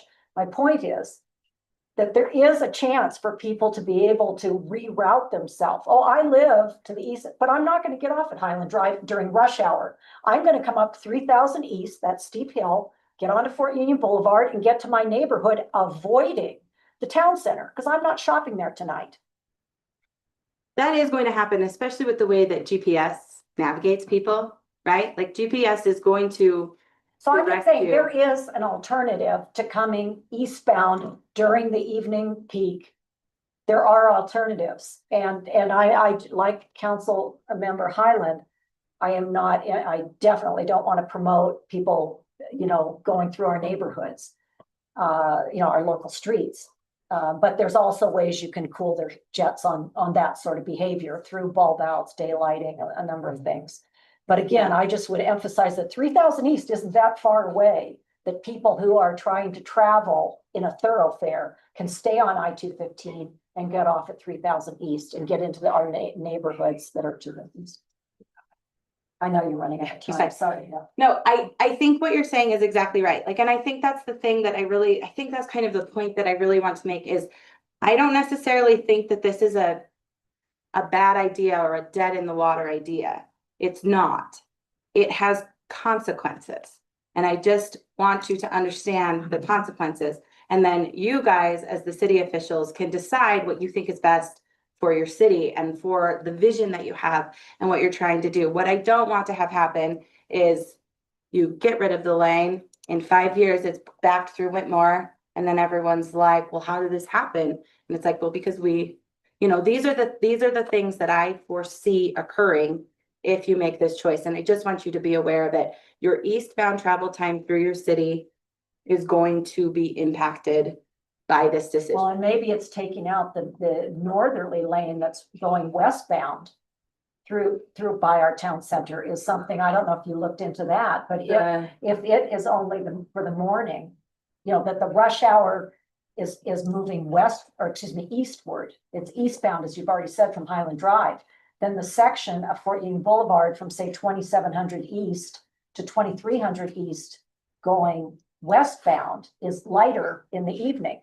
I mean, that, Yeah, maybe that's the lane to remove if we want to make it more walker and cycling, and I always say walking and rolling friendly, but. you're loading so much from your development to the west that I would say eliminating that lane between 2,300 east and your access it's going to cause the exact same problem in the exact opposite direction. And now you've got the problem both directions, right? So if you look at our models, we only have one lane in each direction east of that roundabout.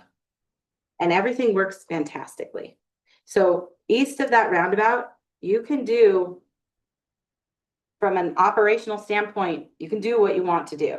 It's from that roundabout to 2,300 east into the west that you need to be very conscious in your choices because there will be impacts. So, okay. Do you want me to finish up? Yeah, Brandon can Okay. finish. Is there any more questions? I'm so sorry. I have tickets to Eccles tonight. Oh, That's okay. I only found out about this like 2 days ago. So, Okay, we need to move pretty quickly too, so let's. Um, Yeah, let's go. yeah, definitely. but anything else for me No, specifically? Thank you. Okay, Brandon knows it all and so does Ben. Thank you, So- Amy. Thank you so much for having me. Thank It was you. lovely. Yeah. Well, and I would just say that this slide pretty much encompasses everything that Amy had presented tonight. There is a vision for the town center, and the traffic study evaluated ways to accomplish the vision, but also point out what are the potential ramifications of that. And really, it boils down to which of the two options that the city wants to go with, the minimized delay or the reduced lane option, you know, for what traffic does. So remind me, Brandon, if we didn't reduce a lane, but we did everything to traffic calm to 20 to 25 miles an hour through that area, it felt like, if I remember right, the delays were pretty close to what they would be by eliminating the lane, right? You remember that? There was a 15-second difference between the two options in 15-second delay. difference. Yeah, and that's looking at overall, generally not one direction, but you know, how the 2030s intersection functions. Yeah. Overall. Based on the information we have you investigated flex lanes? You know, those that during the morning, the west side. Like they do in West Valley. Yeah, and then during the evenings when people are going home, Mhm.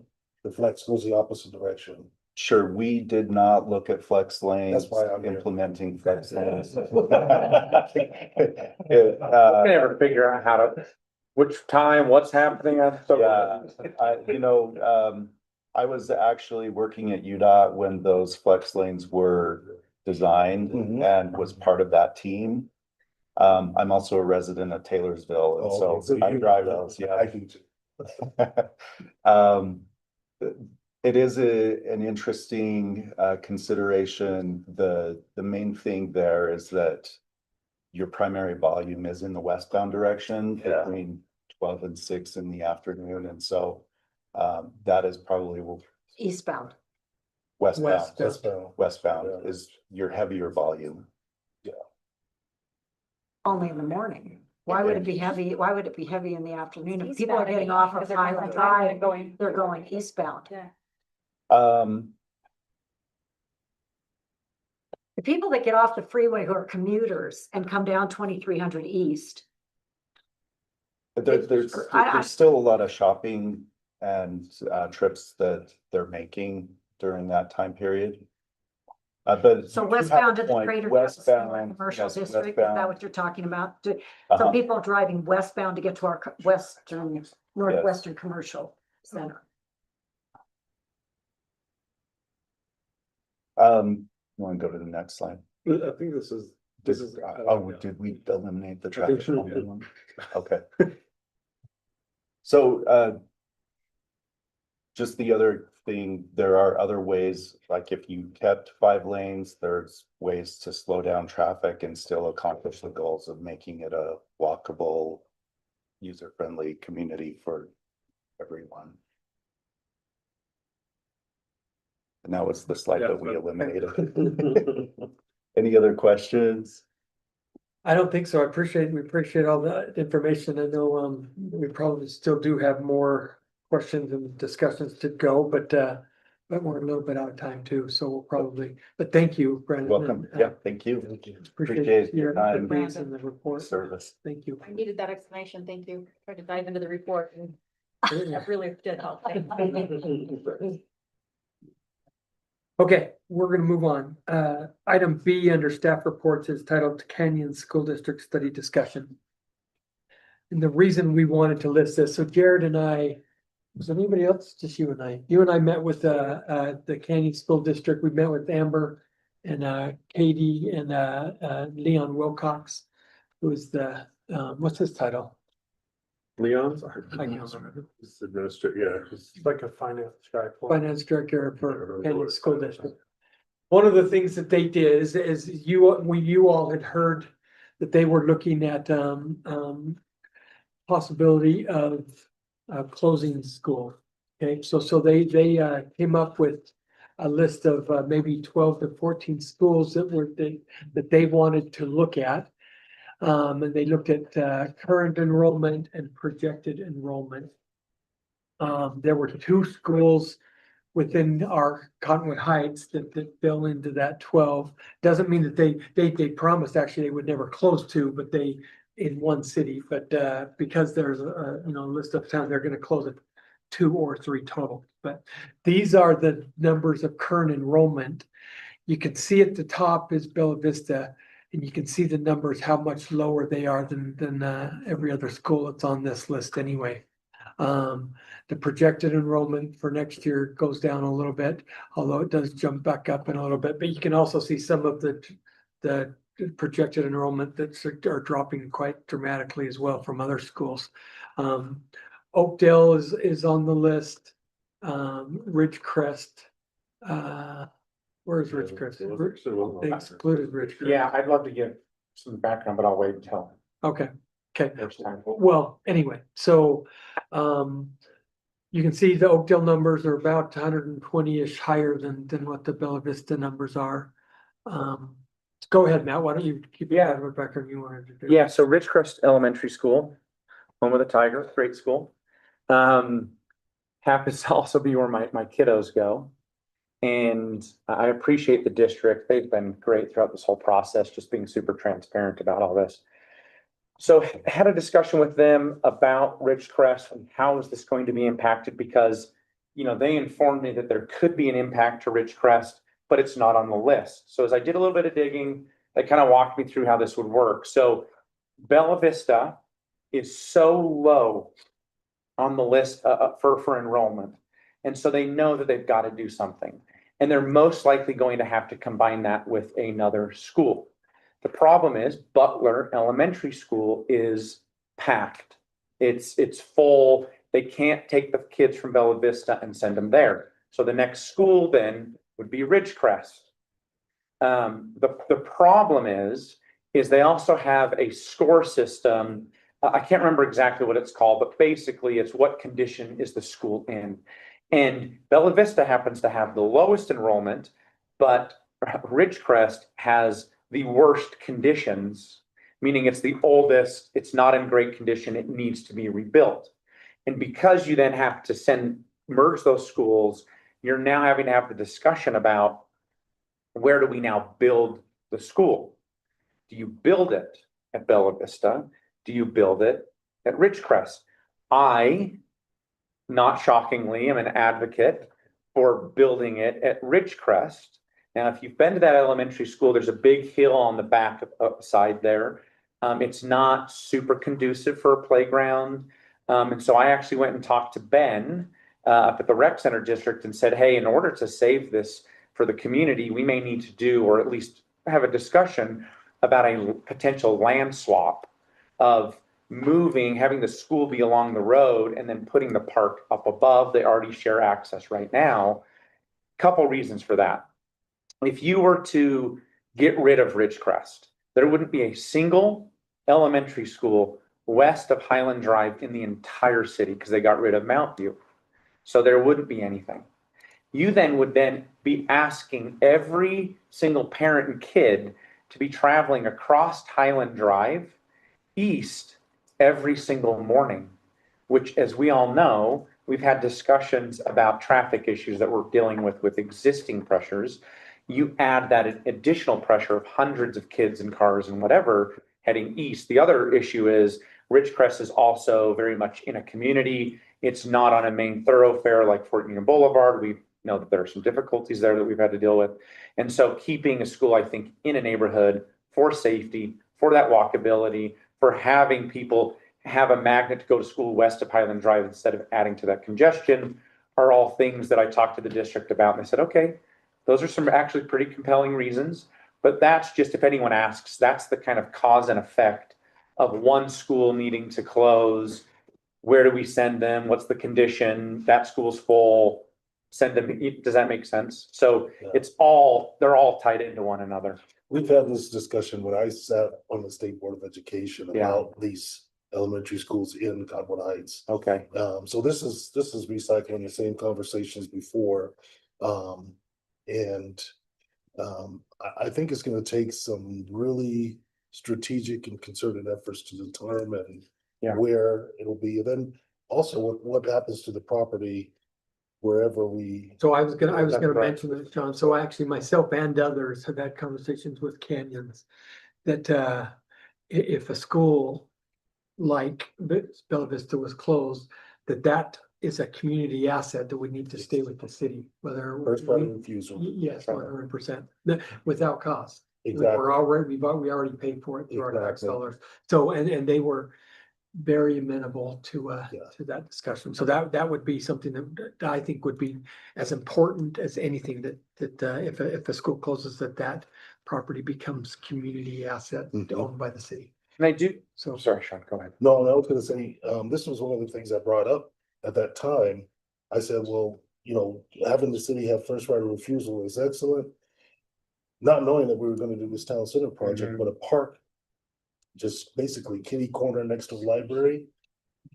And that location would be phenomenal Well, for the city. I mean, I think we need to really think about causation. You know, why are we losing the enrollment? And it's because of We're an aging population. families are not able to continue to 100%. live here.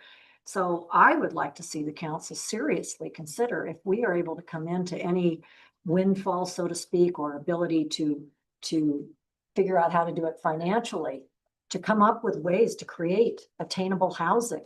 Because do we want the rich fiber that of our city that comes from having diversity, that comes from having families, that comes from having teachers and first responders and people who work in retail actually living in our city? Or do we want to become a place where people drive through? We no longer have the diverse generations. I mean, it's inevitable. We lost Montview. It's inevitable. Some of this will happen. But I would like to see a more concerted effort to look at how we can possibly plan for some attainable housing within Cottonwood Heights, along transit routes. I mean, I don't know that we've adequately exhausted our conversation on affordable housing. It's tough. This last week, just in my neighborhood, we've had a bunch of families that have just prolonged trying to stay as long as they could with the hopes that maybe something would open up, and they eventually had to bite the bullet and move out. It's been just pretty crappy for the kids and everything. It's sad, but I told the district as well. I said, listen, you don't know. I don't know. I have no idea what this city's going to look like in 30 years. I don't know if there's massive turnover. There could be. It's possible. I sure would hate for you all to get rid of this land and these assets. And then, 10, 20 years, 30 years down the road, you're thinking, man, we need to build a school, and you have no land. You have no options to put it anywhere. And so then what do you do? And so, if they were able to keep some of that space as open space at Bella Vista for the future use of maybe having to rebuild the school in the future, which would be awesome for our community. But you're right, we are losing kids. But we're losing kids because tough. of all of these schools were built for the baby boomers. You had 5, 6 kids per family. We're at 1.8. Yeah, no. So some of them somewhere are gonna have to close with or without affordable housing, which I agree with you 100%. But there will be. Well, there a is, and there fraction in has the been. number, the capacity. Absolutely, but it doesn't have to be a crushing, we've seen it in other cities who, especially should we gain the additional revenues that we hope to realize from the North Gravel Pit, from the town center, from some of these other luxury condominiums and luxury homes that we're annexing in and different things. If we can project that our budget could sustain some way to do some subsidized housing that would allow for families, and again, people other than those that are way above the AMI. I mean, I would really like to explore that, especially for our general plan update. Yeah, I think we need to look at those options. I'll just be honest, I think I don't know if our city is in a position to have subsidized housing, but I do think that you could look at, there are other market forces and other things that you can do. And there is only so much that we can do, frankly, for good reason. Anyway. Yeah, we need to move on, but I do think that the city and the residents would have a hard time turning the school into housing, into a housing I would really project. like keeping it as a community asset. That I absolutely support. But don't disagree with anything that's been said. Okay, we just wanted to let you know, we're gonna move on to item C, which is a park sponsorship discussion. So Jared, you're gonna lead into Matt talking, so go ahead. Yeah, just real quick, the chair of the PTOS committee has brought this idea from the committee, recognizing that we haven't had the budget to put towards some of the projects that they want to do at the park. So I wanted to explore it with you, see what the direction would be, amenable to it. He's also spoken with Councilmember Holton about this. Yeah, let me give you some background if that's Yeah. okay. So they were pretty bummed that we weren't able to fund the final additional two phases. So I guess phase 2 and 3 for the pollinator garden at Mount View. And that's something that the committee was pretty passionate about. It sounded like they had some good reasons. I'm not a pollinator garden expert at all. But it sounds like if you weren't able to continue the build out, that some of the money that's been invested would be for naught, or it'd be taken over, and we paid for the design and engineering. They want to see it through, long story short. And it's about $65,000, okay, to finish the project. We obviously, as a council, had a discussion about priorities and where money is, and that wasn't something that we had money for. So I didn't make a promise to them, but I just said, hey, you never know until you try.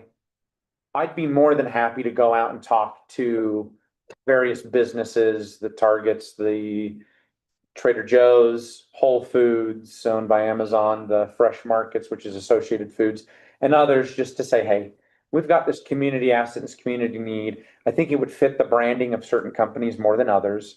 And so I've just kind of put some fillers out there. I don't know, you probably maybe know Dave Davis at the Utah Food Industry Association. Anyway, they're a trade association that represents all these folks. I've had a conversation with him, and he's ready to reach out to those companies. I went and talked to the local manager at the Whole Foods, just to kind of put it on his radar in case there's a request that comes from hires up. He can say, yeah, that'd be a really good project. As I told him, I said, hey, this goes in line with your sustainability approach, with your, obviously Cottonwood Heights residents are massive frequenters of that Whole Foods, so they make a good penny off of us. But I haven't fully gone down the path.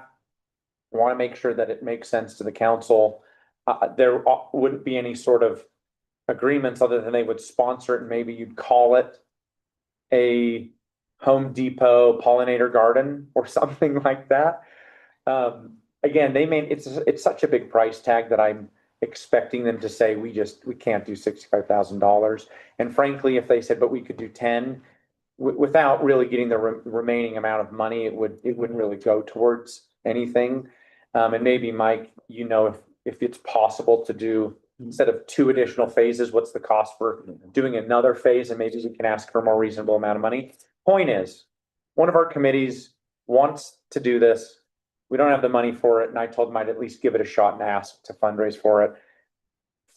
Fully knowing that it's an uphill battle and may not happen, but I'm fine to try. Can we do it legally? I think that's a No, good idea to yeah. go out there. Yeah, I just want to make sure before we start down the road, because there's things that you're all okay with it, because we need to make sure that there's guardrails in place, that we determine Exactly. what the standards are, what they get for their Well, the sponsors. other Before thing we we- start trying to get it, we need to have everything in place to say. So I thought of this, and I should have brought this up to you. And this would be outside of us, but the rec center has a foundation, right? It's a 501c3. These corporations have certain dollars they put towards 501c3s. It's a little different than just cutting a different pot of money. The rec center has this foundation. Now, that would obviously be the approval of the rec center to say, hey, put it in this foundation. We do have a contract with them for Mount View. They do manage that, and we pay them for that service. So that might be another option, that if for some reason there's hiccups here in the city, it could go to, and frankly, I actually think it'd be more attractive for these organizations to give to a 501c3. But that does kind of alter the discussion, and I apologize, I But didn't bring does that up not to you. fall earlier. into the track funding bucket. Could. For regional scale projects, it certainly could. And just to be clear, the committee's not just talking about Mount View, they're talking about other projects they want to do in the parks as well. I think this was the first The project. first big one, this is their priority project. Is the track funding closed for this cycle? Yeah, Yeah. that's a spring cycle. Yeah, it's just, yeah. That was Closed yesterday. One of the things, having served on PTOS myself as the liaison for the council, one of the things that is a concern is the maintenance.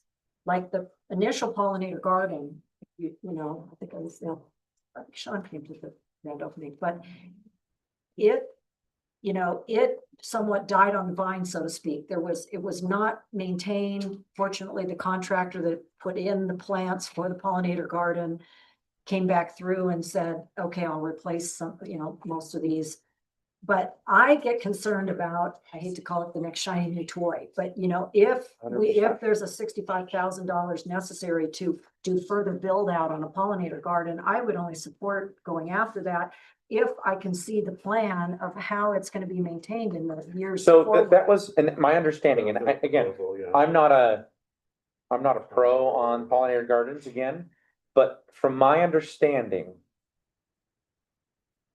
the point of a pollinator garden is the fact that it is a more sustainable, natural, low water use, not completely self-sustaining. I mean, nothing is 100% self-sustaining, but at least that's what I was told, being a complete novice, is that it is minimal maintenance. Mike, is that accurate, not accurate? I don't. Yeah, I mean, you have to go in and weed them and take care of them and make sure the irrigation's working like anything, but. Is Well, the and it- rec center doing that for us currently?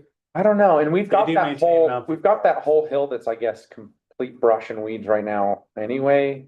Anyway, that's, The hillside is where the pollinator garden. yeah. Well, the other avenue that we have not exhausted, and I continue to support, is the idea of a citizen committee that is about sustainability. And I have a number of people in my D4, actually D2 and D4, who are very interested in programs where the citizenry goes out and does service projects, builds demonstration gardens, and I think there's a real opportunity. I know other cities have sustainability committees. And I think that something like that could well be a lot of the manpower to. Yeah, they added that in there as kind of a annual cleanup weeding day spot. I think, obviously, as this evolves, if it was something that happened, you could put a plan in place, but I'd love to hear your I would feel thoughts. comfortable for you to go out and do your magic and try to get some funds. I don't know if anybody would be against that, right? I mean, maybe they would, because like you said, we'd have to, there's a good example. We'd put a Smith's on there, and we could put funded by or, you know, but is it anybody against, Well, and I'll be honest, I mean, it's a lot of money. So I'm just, Yeah, but I felt like they were interested, and I felt like it was my duty to try. Yeah, these companies, that's not a lot of money, and to do it through a foundation, I think would really be a good avenue. Yeah, I agree. you okay to tell Matt to go for it? Have you talked to Ben Hill already about this foundation? So he's on PTOS, or goes to PTOS, and so it's been talked about. When I've talked to him about foundation issues or getting some money for a foundation, he's just, the only parameters he's put in place are it's gotta be in the rec district. And it's an existing contract, so it kind of meets, but have they given a full approval? I don't know what their own process would be, to be honest with you. And the foundation would have to make the approval. That's exactly, that's we need to make the approval for location and Yeah. content in our parks. And I, just to be clear as well, is, you know, I only feel comfortable going and saying, hey, my name's Matt Holton, I'm representing Cottonwood Heights, asking for this donation, if everyone agrees that that's fine. Mhm. So that's, I guess, why we're mostly here today, is to, Well, we also didn't want to start putting signs up and you all go. No. Well, I don't know if I'm ready to give I'd have to think about this more, because again, I think there's a number of avenues, and it's not that I would like. to see- I am not I super would like to pumped see about. corporations. trying I thought, to I get this, also but- gone and talked to Whole Foods related to initiatives in our city and been told, oh, well, corporate, Yeah. you can submit your things to corporate, and the local manager had no say, but so it's not that I'm entirely against it, but I would like to really think about this, because I know that we have citizens who would really like to advance these kind of, and would get satisfaction out of this kind of citizenship program. So anyway, I would like to think about that before we just say, I don't know, does everybody else want to jump on this? I'm good going forward. I just think it'll Need go. a little more time though. Yeah. Maybe in my next CH2 meeting with Ben Hill. We don't have to worry about anything until somebody says yes. Yeah, no, that's 100%, that's 100% accurate. But Jared said, I mean, you don't want to get a commitment, they go, oh, shoot, we can't do it that way. No. Well, no, I'll be 100% clear. What I would like to do is 100% have it be to go to the foundation, because I think it is just easier I think that it's more enticing. I don't actually want it to go directly into I think Heights the people City. we also need to be talking to are whoever's on the board of the foundation, which I don't think is the same group of people. It that are is. On the board It for is. the It's the same. CH2. It's the same. It's the elected officials, just like our arts, RDA or what, yeah. Well, there's three CDRA. districts, so So it's the three elected officials are over the over foundation. the foundation, which Ben has mentioned that they are trying to figure out if they need to make some changes to that. I'm in no rush other than, I guess, the ask would be, let's go talk to Ben because I do want it to actually go through the foundation. I think I think it the makes. narrative, it was important to PTOS to. Oh, yeah. I'm Right. their messenger and advocate and that was important to them. And so, let's go talk to Ben and see if that's works for them too. Just, I don't want to have a short-term rental discussion without the full council here. What's going on? He's got a chair in another meeting, so. Yeah, me too. I'm gonna step out in just a second. So if everyone's good with this, how about this? Yeah. We'll mention collectively whatever to Ben and have him run the traps on the foundation if they're cool with that. That I think is what the approval should be. I think I would feel most comfortable, frankly, since our liaison to CH2 is Councilmember Highland. I would like to have her test the waters, so to speak, with them. And then we would have your perspective as the liaison to PTOS and her perspective to get the feeling of the foundation board members. I think that would be my preference. That's fine. I don't think we need to overcomplicate this topic. I think at the end of the day, if the foundation is like, hey, we'll take any donations to improve parks and rec in our city. Well, they'll definitely take donations. There's no question. So if If I'm- Foods or anybody if else, I'm- but if if I'm they a did- as if sponsor, you, I'm gonna want some parameters. But- That's right. but if there's strings attached, if Whole Foods has expectations that they'll be recognized by the foundation, that's not up to us. That's between Whole Foods That's- and the foundation. that's correct. I don't want to be an intermediary. So Ben's awesome. Rec Center's awesome. We'll work together. How about that? Sounds good. Deal? All right. Not in full green light, a yellow light. That's fine. Technically, we already have three, but that's okay. We will work together. Yeah. You could override us. or- No, we don't do that. Oh, yeah, you would never do that. Yeah, we don't want to do Okay, that. are we at that short term? Or is it flash vote? Flash vote, but Flash you wanna vote. keep going or?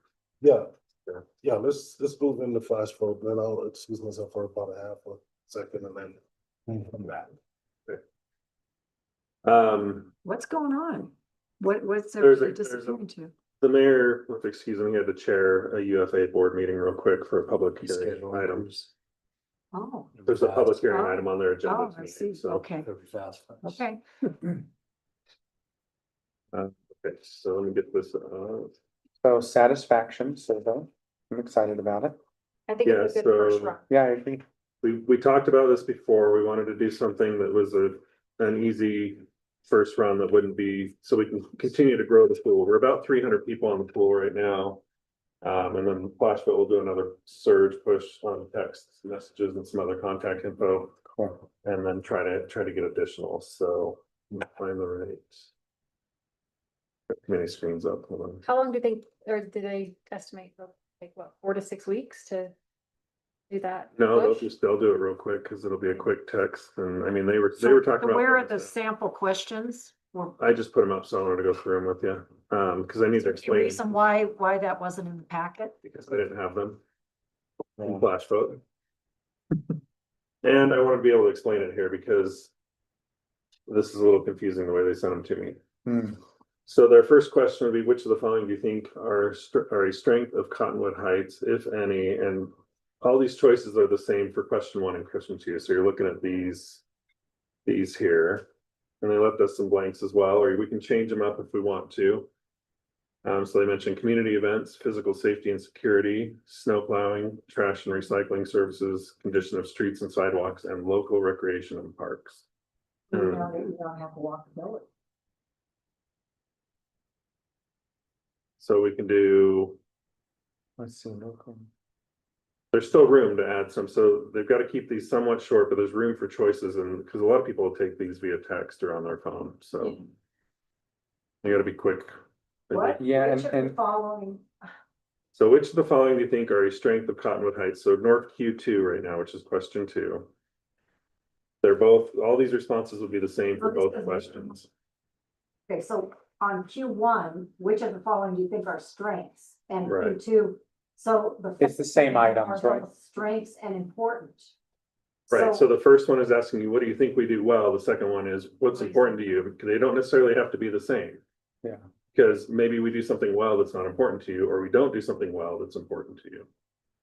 So that's why these are the same answers. So we want to make sure this list is the same. Timeline that we are having to punch this out tonight. We have a 1-year contract with them, so we're already into I mean, that. I think this is great that we're kind of shouting out and bantering like this, but I think it would be helpful to, have this, be able to contemplate it and come back with something other than doing this kind of off the cuff. yeah, I mean, I have no problem with that. I think, Well, if you want to give me more ideas, then I can send something out and we can do that.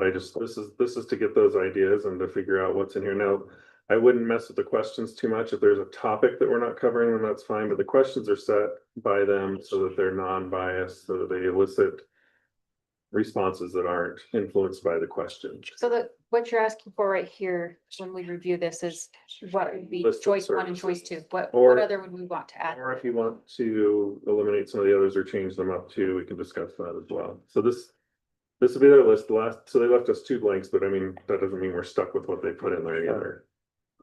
Because they don't know our community like we do. Ease of getting around town might be transportation related, sense of community. Okay, what's questions 3, 4, and 5? So 3, 4, and 5. So 3 is in the last 12 months. And we would have to come up with these as well. So again, this isn't finalizing this. This is just to bring this discussion. Okay.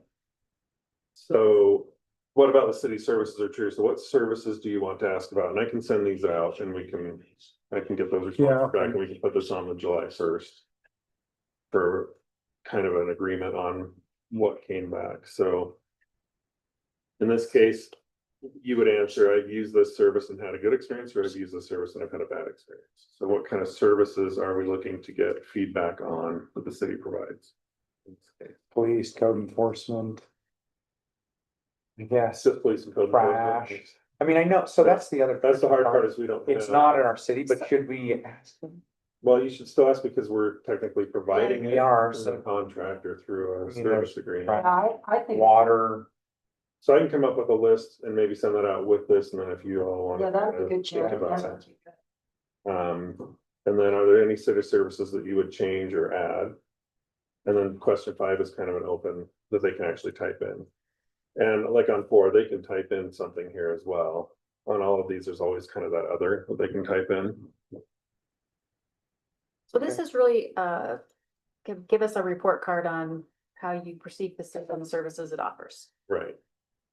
And then you can take those answers for any others or other or such as, and we can determine whether or not there's an interest in providing something additional or something different. So. so it's. What are we doing well? What's most important to you? Mhm, What interactions have you had with the city? right, With those interactions, have we done a good job? right. Are there services you'd like to see that you're not, that we're not providing, Or if we change something. we do. change something and other comments? I Right. mean, Again, it's we've real got some estate, things to but fill in, but I think hypothetically, framework wise, it's not too far off from what I Okay. think. Is there anything you'd want to Well, add? I mean, from a survey taker, I don't like having 2 questions where you actually have to like type text, which is question 4, yes, such as, and then question 5 is, I know you don't have to. But what we promised is speed, like you could Right, look through right. this and you should be able to do this in a minute. And so I'm kind of curious why they have to fill in the blank type questions. That's tough, that's Four. an interesting question with 4. If we added a bunch that you could select, you could do that. I don't know if we're then So, just identifying services that So I was wondering if you could take Others the here. answers in three and have them select them in four. Out of those services, are there any that you change? You're gonna come up with these services in three. Oh, I misunderstood the question. I was thinking for was like, yeah, we should have our own water and electricity. Well, our own that's how public I utilities. was, that's what I was thinking. It was asking, I think it is asking that. And you can take four out. It doesn't have to be 5 questions. It can be anywhere from 3 to 6 usually.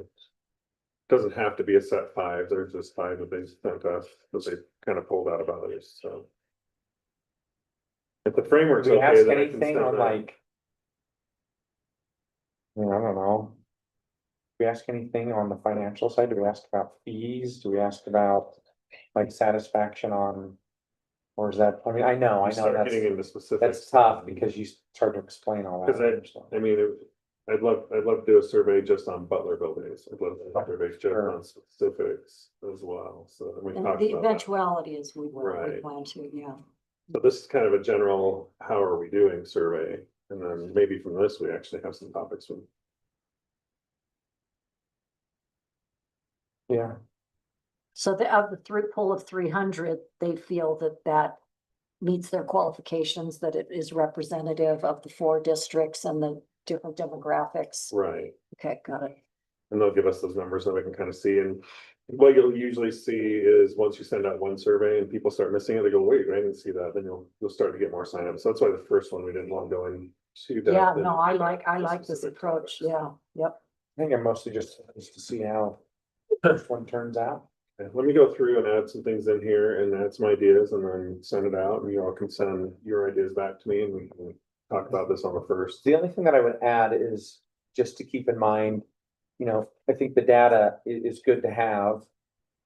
But trying to get down to something that is a deliverable outcome or action items rather than, okay, feel good about it or not. Right. So, and I'm sure they're going to be in there, but just, I think that's pretty important.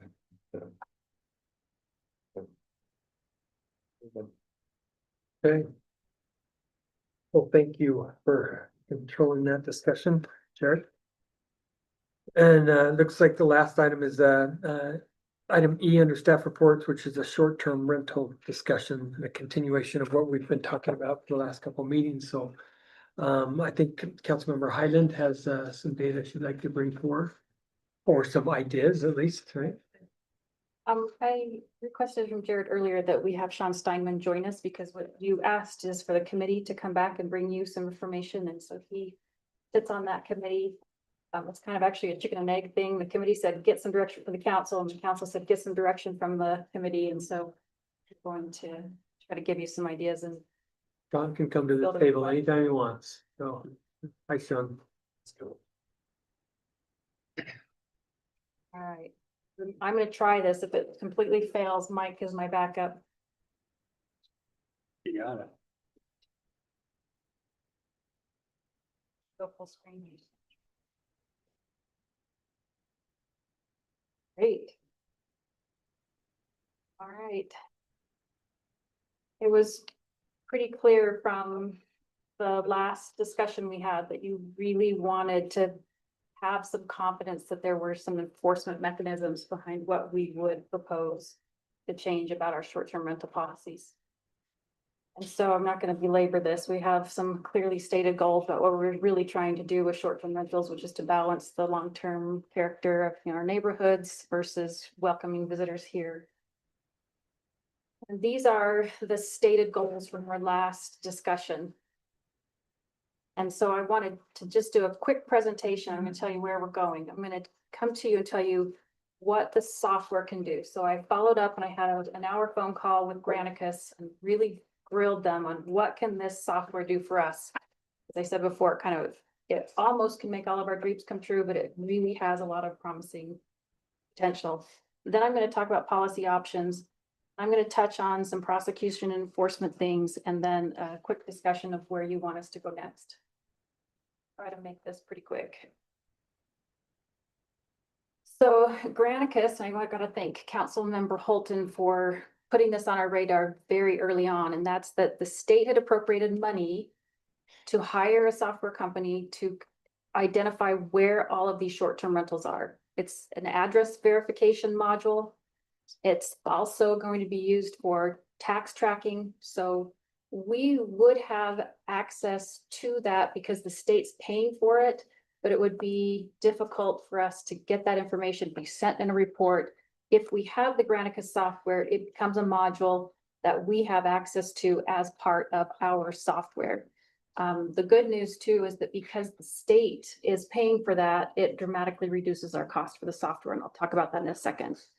When they gave us the presentation, one of the things they mentioned to us is that Esri has real-time updates. And Mike, you were particularly excited about that because Esri is the way that we track. Tell me a little bit more about that. Yeah, that's, so our GIS mapping software is through Esri, it's ArcMap.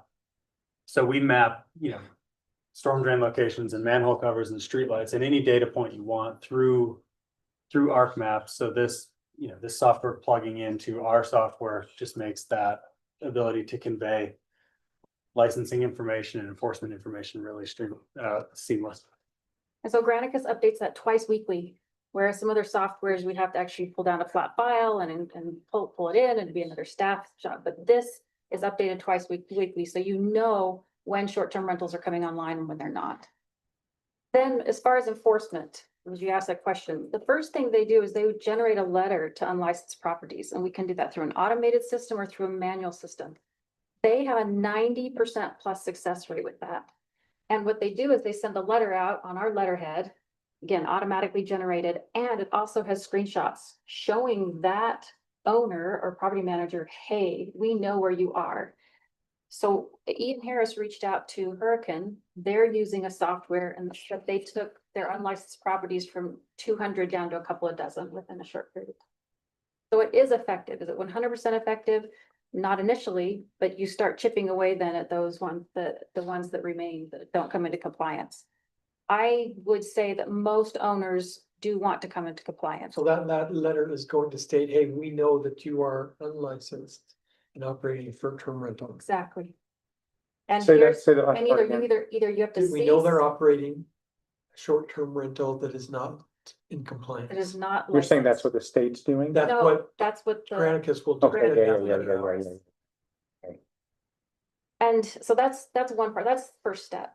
Another, I'm just trying to keep this short. Another thing that was really compelling to me about the software is that there's a 24/7 live and online complaint capture system. If you're online, you can actually upload, so I'm a neighbor and I see something happening, I can upload video and pictures, and that becomes part of the record for that property. So then those pictures and that video can be used for enforcement, even if they're not supposed to be there. Or if there's a nuisance, it can be reported so easily. Then what happens is the owner or the property manager, if they are licensed, gets an immediate notification, and that they have to then respond to that within the time period that we say. Some people say an hour, some people think that's too harsh, but it's a complete dashboard where it's seamless. So we don't have to go to code enforcement and have them, sent out and do this and that. We let that process work first. So a couple of key things in the software is they have a staff dashboard that captures any action, notes, interactions with owners and property managers. And then that can be accessed by every department that needs to be aware of what's happening for each of those properties. Finance for tax and licensing, economic development for licensing and compliance monitoring, and even CHPD, which Officer Ricks is on the committee. And he said, we have no idea if we're going to an address where there's a short-term rental or not. Well, with this, because they have access, they can easily identify where those short-term rentals are and know what they're getting into. Then there's an owner manager dashboard. Once we send out that letter, that owner can get on an app and complete the licensing process right then and there, or they can go online and they have full access to interact with us. So when we think about making this seamless, of course, there's going to be staff interaction, but based on what we're doing now and based on what we had talked about with the initial Granicus demo, we thought that this could streamline operations, especially for the staff. And think about that staff dashboard as being almost like a CRM, where for that property, anybody can put a note on, anybody can add some information. Also, the software captures screenshots every day and keeps those in perpetuity. So those can be used for enforcement. All of that information for enforcement. So before I get too far ahead in enforcement, let me keep going. Okay, so one of the things we talked about, and this was my impression, is, okay, we should come up with a policy and then we should do software implementation. So the policies that we would talk about would be maybe specific zones, which is what we're doing right now by saying you have to be in multifamily on a private road. That's the only place that we allow these to be. So we have three main buildings right now, or developments where that happens. Another thing we could do is owner occupancy, and this is kind of the sticking point that we talked about last time. You can define owner occupancy, what that means. We can enforce that by requiring a licensee to come and give us their ID, annual tax return, which says that that is their residence. We can also monitor and put in place how many days a year they could actually rent that property. It could be, if it's owner occupied, well, I guess that's really for the ones that aren't owner occupied. They have to be in state. And then the other thing with owner occupancy is you have a neighbor watch. Your neighbors are going, it's kind of a complaint-based system where they say, I know that that person is not there. They're claiming owner occupancy. I don't like it. And so that can be part of it. Just so I understand, we can create the definitions that determine what owner occupancy is. Yes. And I would recommend, I was going to kind of get to this, that we take a Frankenstein approach like Murray has done, and we take best definitions and best ordinances and best practices from all of the surrounding cities. And Ian, and actually started with Samantha, they put together a spreadsheet, and I didn't share that with you yet because it's very detailed, but they went city by city and said, this is what they're doing, this is what's working, this is what's not working, and even gave us links to their ordinances so that we could go through and find out, you know, what other cities are doing and how their failures or their successes can lead us into best practices. The other thing we could consider is a city cap. You could say, like San Diego allows 1% of their housing stock to be short-term rentals. So these are and ors, specific zones, and owner occupancy, and a city cap, or. So that's kind of what we were thinking about. Let's start with the policy definition. I'm going to lead you down to maybe another possibility here. Before I do that, let's talk about that best practices. Parking, upkeep, general safety. We can put a cap on the number of rental days, as I said. We can do owner affidavits. I have a friend who owns a short-term rental in San Clemente, and she has to do an owner affidavit that says, I will be in compliance this, I will keep this well maintained, I have it insured, I will always use licensed contractors, and she has to line that out and then send it into the city. We can have owner manager proximity and resolution requirements. So that means we could require that an owner manager be within a certain distance of the short-term rental. In Provo, where I own properties, we actually have to have a property manager within 15 minutes of our student rentals. So it wouldn't be unreasonable for us to say you have to be an hour or two away so that you can respond to emergencies. And then resolution requirements, that's something that can be filtered through the software where you say that owner has to respond within an hour or we take the next step. We can also encourage compliance by weeding out non-compliant, like Brighton does with 3 strikes you're out policy. Because we'd have the software in place, we would be able to, it'd be so much easier to keep track of how often the nuisances come, whether they're resolved, whether they're not, and then we can go after that 3 strikes you're out policy. So if we limit the number of short-term rentals, then all of a sudden these corporations come in and buy and start short-term rentals. We'll have no recourse to them, correct? Because they'll be in compliance or doing all the right things. It wouldn't So- be owner occupied. They wouldn't be And on. they wouldn't be owner occupied, so they couldn't do it based on that ownership, on that. type If of- we create that requirement, they couldn't do it. And I think you're probably, Yeah, owner is owner, right? So we. That's my biggest concern, is we Yes. create definitions that we can Exactly, actually enforce. that would be my concern. So Ian did reach out, I said to Hurricane. And they said that the most effective part of their short-term rental ordinances have been, first of all, switching enforcement from a criminal citation to a civil citation, which lowers the burden of proof and can be handled by staff instead of an overworked justice court. So that was their first thing.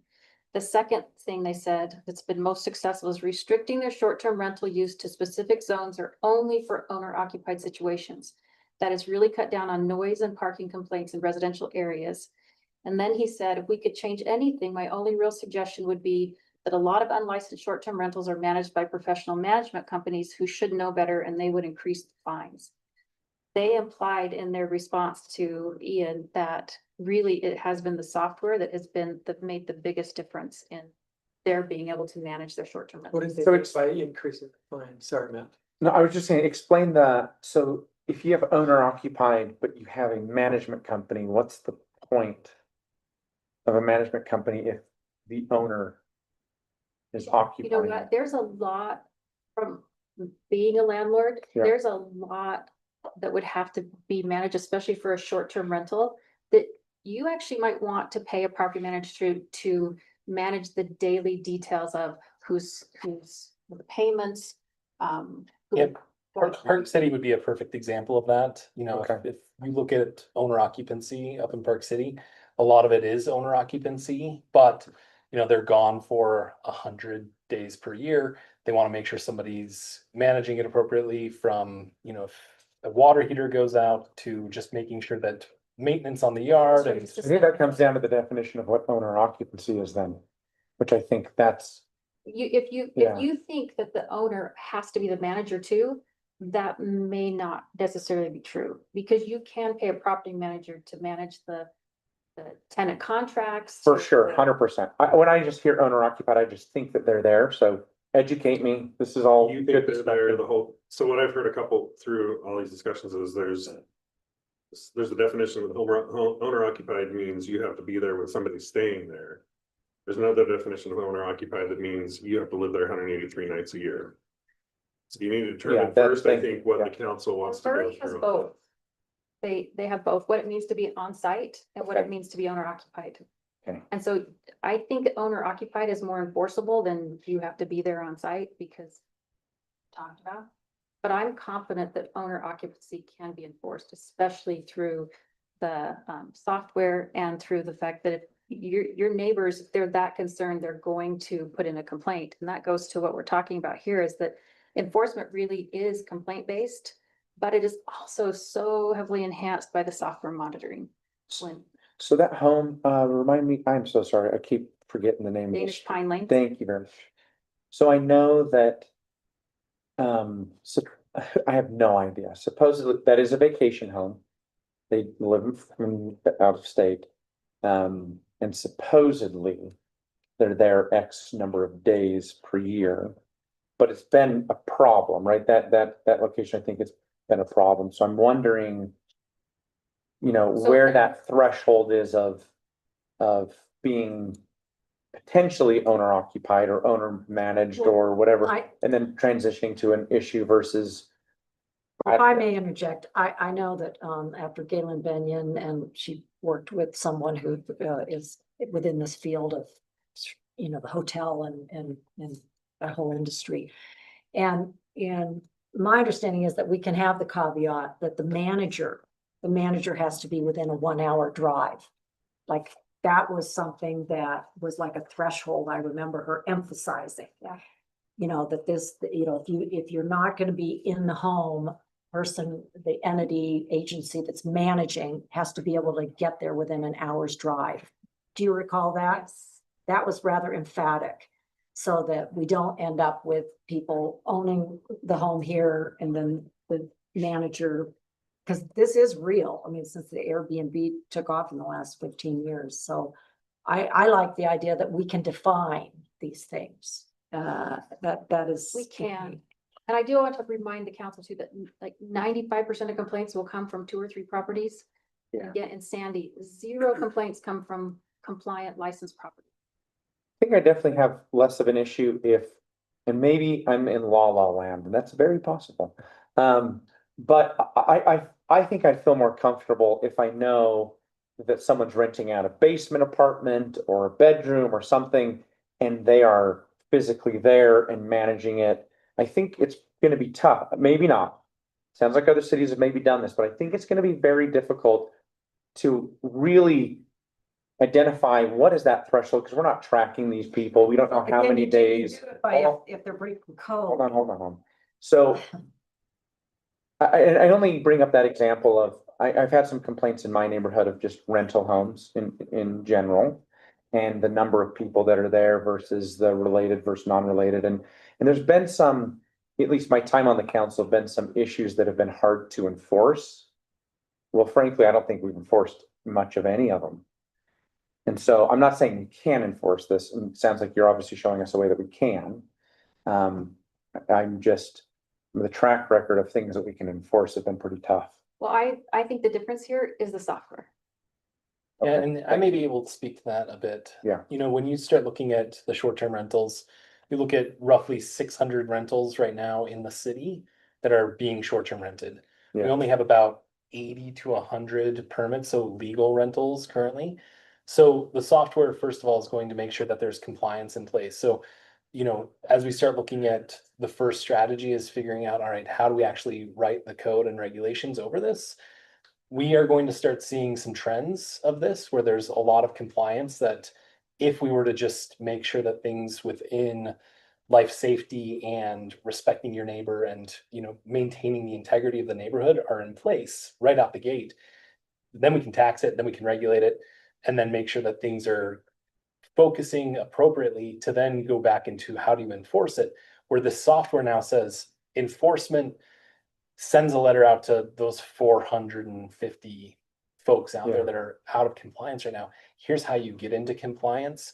And that's one of the first steps in place, because enforcement, we can't send, you know, enforcement officers there to all 450. It's going to cost way too much money. This is, if you look at all the other cities that are using the software, they are actually getting compliance just from these letters that are going out, and they're scary letters. And there's a lot of teeth behind the letters as well, which I think is going to be incredibly important. And the 24-hour hotline as well is a massive factor. So if there is complaints, we're now not inundating our compliance officers, we're inundating the hotline to then start getting those pretty vicious letters out to then enforce it. So there's only, if you look at Hurricane, there's only a couple bad actors down there that are ignoring the letters. You know, I think there's like 3 or 4 that they can think of. Everybody else is coming to compliance with it. Yeah. And I think from that standpoint, this would be very difficult if we didn't have a software to be able to do so. But, you know, just You've based done on a the great job permitting- of talking, I mean, Yeah. I don't know what the cost is on the software, but I'm gonna get there. I'm sold. I mean, I think it sounds like a great Think of- tool for sure. I'm, And 24/7 is a way to maintain public trust. If the public knows they have somewhere where they can put in a complaint. That's a way. There are also people who've reached out to me and said, I would be happier with a short-term rental next to me than the long-term rental right now that's completely beat up, run down, because I know at least it would be maintained. I'm not wanting to turn our city into short-term rental heaven. I'm going back to what we said before. If you don't allow some, you will continue to have a black market. and I'm probably more along the lines of a long-term rental, even if it's not as nice. I mean, again, I've told, I'm not gonna be a broken record, I'll just stop talking, but I mean, half of the kids that my kids play with are in long-term rentals, and frankly, they're a huge part of our neighborhood, and so if I was to have to pick one, I'd probably lean more towards that side. The software sounds It great, actually it sounds like we does. might need this tool regardless of Let me- what let we me do. keep going. So with enforcement, I just want to tell you what the Granicus told us. Now with the not well rule clarified, the letter just has to have evidence of the listing plus a complaint, or evidence of the listing plus like a screenshot of a review. And that is sufficient for enforcement. And then we already talked about civil versus criminal, and we have had city after city after city talk to us about how ALJs have changed. You may not have to do that right away, but that's the way they feel most comfortable in being able to enforce their policies. So here's the decision point. And this is where Granicus changed, you know, kind of shifted my perspective a little bit. One of the things they said is you could start with software implementation now. And you could just try to bring into compliance those that could be compliant. So Jim Rock has told us that in Canyon Racket Club, he thinks half of the condominiums in there that are operating as short-term rentals aren't licensed and don't have any incentive to be But licensed. they're actually in zones that. But they're actually in Yeah, zones. that ticks me on. Right. So, that's where we could start.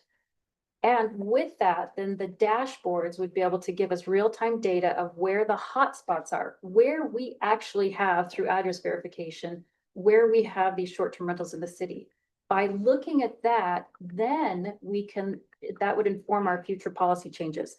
So remember, we were talking about, well, maybe we should put them around the town center. Maybe we should focus on here. Maybe we should do them in the whole city.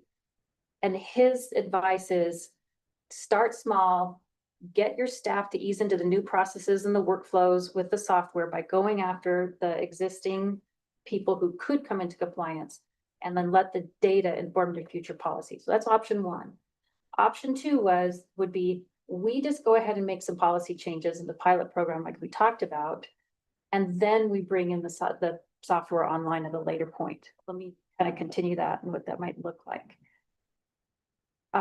If we brought in the newly compliant license, we estimate that it could be maybe 40 could completely cover the annual cost of the software. That's what the software costs. It was 29,000, but because the state is paying for address verification, it came down to 22,000. $520 is the fee for a new license. So approximately 40 new licenses would cover that. That doesn't even take into account how much more revenue we could get by collecting TRT, knowing where these addresses are. And then this is future. Council can allocate excess revenue to impacts on the city. So that TRT revenue is going to happen regardless of what we do. Because the whole point of the state paying for this was to bring these people not into local zoning compliance, but into tax compliance. Right. So good news is that's a huge deal. So what I want to say is those first two bullet points, even though we'd have to do a budget amendment to do the 22,616. If we decided to do that now, that would be a pilot program. Bring the existing available properties into licensing, into compliance that could be. Let the data inform our policy and then revise our policies.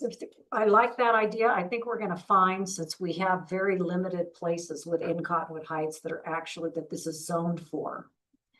So maybe we could get 40 just out of, for instance, the Racket Club condos alone. That's what she's. So we can all but surmise that those that live in S1 neighborhoods that are illegally doing short-term rentals, there's no way they can come into compliance because they've chosen to do a short-term rental in a place that it's not allowed. I want to be very clear about the trade-off. We wouldn't go after those initially because the dashboards would inform where we would want future policy to allow owner-occupied rentals. So it seems like it's not a good idea for us to go eliminate those 400 and then say, oh, no, 6 months later, by the way. No, you misunderstood me. Okay. I like the very first thing that you described. Let's go after it. Let's do an initial effort to hopefully bring in at least 40 into compliance. And while we're gathering that they're in a condo zone for it. And as we then get data about what's going on, that can better inform us. I like that phased in approach. I don't want to start passing ordinances and creating until we understand what's going on here. So is this licensing fee annual? Yes. Okay. That's one of my concerns is budgetary straight there. That's fine. So I have a problem not going after the 400 people right away. If you're gonna do it, right? Yeah, I mean, I'm trying to understand the benefit of, because to me, if you remember, enforcement has to happen. That's what I wanted to happen first. So in reality, my thought was when we create these zones and we allow a couple per zone, we're probably gonna go way down on the number of STRs in our city that are. We will, whether we start now or whether we start later. And yet we're gonna, so. But what if your policy isn't right out of the gate? So we're gonna say, well, if you said 1% of the housing stock anywhere in the city could be owner occupied, that would be one thing. Or what if we said, no, there's actually a concentration where we see the demand is higher. So we'll do an overlay zone to allow for more in that area. So if you think about, I mean, I know that you're upset that anybody's doing a short-term rental. But if we're gonna allow some of these to come into compliance, like the Canyon Mortuary, for example, you're gonna say, you cannot be a short-term rental, and then 6 months from now, we say, oh, just kidding, you can be. But see, my whole thought process was, let's create a pilot that's probably more restrictive than less to begin. That's why I thought, look, we create our zones and we allow 2 per zone. And everybody else is out of luck. You know, they can go and rent long-term until we've looked at and made sure that it's not disrupting neighborhoods. And that the people, were able to 100% get people that aren't in compliance and find them and do all the things that we need to. So to me, it's 2 great. per zone you will still have a black market. I guarantee you. will Then still have a what's black market. Granicus doing? Because to me, I thought we would be able to go find who they are Dude, and find them $650 a day. They're not gonna keep operating like that. if you have an ALJ in place and you can prosecute that way, but if you don't have an ALJ in place, that's gonna be such a huge burden on code enforcement. You're probably not gonna get very far because it takes 25 hours to create that case right now. Do we, against Walmart. I don't know how ALJs work. Is that something that we create that internally? And Jared can speak to that better than I Usually can. you hire one. So right now, for instance, Okay. yeah, it's usually a contract and it's usually an attorney that you hire at a certain rate. Yeah. A negotiated rate to come in and make a conclusion on the case. Hmm. And also, may I also recommend that we shorten the time frame. So when I say software implementation now, that could be 3 months from now, after we've had a really good discussion about definitions and how quickly we're gonna be able to go from 0 to 200 that we're gonna Yeah, allow, 'cause- whatever that is. 'cause- So we can shorten the time frame. But I don't know if it's a great idea for us to just guess.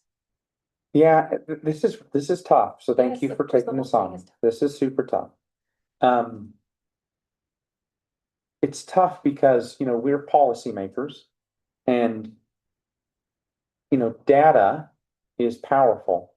And data can be a good thing to help advise you on what the realities are and what's happening. But then there's also something else that's not tracked and something else that there isn't really data on, and that's the mood, feel, and appetite per community. And then there's, do I feel comfortable that owner occupied really, if that really is a true enforceable thing? And I think each district may have a different appetite. I think right now, obviously, district by district, there are different zones that have different levels of legal short-term rentals, so the appetites will be a little different. And, part of me wants to go down the path of creating a policy that we think, okay, I think that is something that would be acceptable to our communities.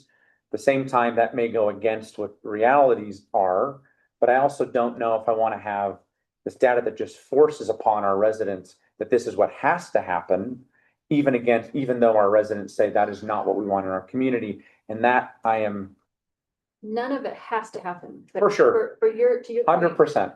data informs. 100%. Data doesn't decide, but data informs. Is there an alternative route where it's kind of a hybrid of what you were mentioning, Mayor, is we enforce immediately, but as we structure this, we go in, we get all the data, we see exactly where all these short-term rentals are, because that's one of our major disconnects that we have right now, is we don't necessarily know who, how, where these are. What if we started off, pull the data, send out, here's how you get into immediate compliance for a 1-year permit for short-term rentals, and there's a moratorium for any additional short-term rentals outside of the zone, but you have a 1-year process of immediate compliance. And let's have any short-term rental. and just for 1 year for what is currently in place, but that compliance is going to be the life safety inspections, but they have to have the appropriate code enforcement and life safety health code details that are in place. And they'd have Let's to just- meet owner occupancy. And also owner occupancy as well. Start off and charge that permit, let's just say $1,200. Make it a very healthy cost, and they have 30 days to come into compliance on it. And say this is a 1-year permit, and there's a moratorium for any new outside of the current legal code in that time period. And then that gives us time to then say, we're paying for the software. we're getting these guys into at least health, safety compliance. We can at least regulate the financial burden of this and the regulation burden. See who the good actors are right out the gate.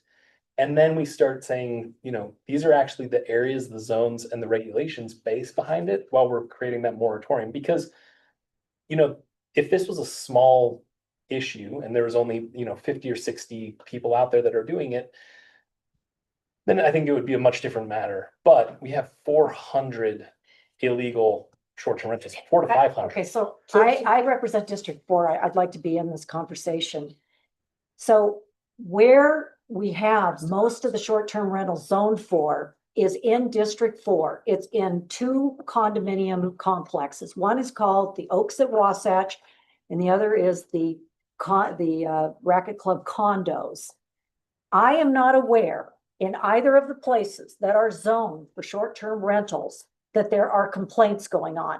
Now, I'm not positive, but the places that I get from my constituents where there are problems going on is where there are short-term rentals in single-family neighborhoods that are not zoned for short-term rentals.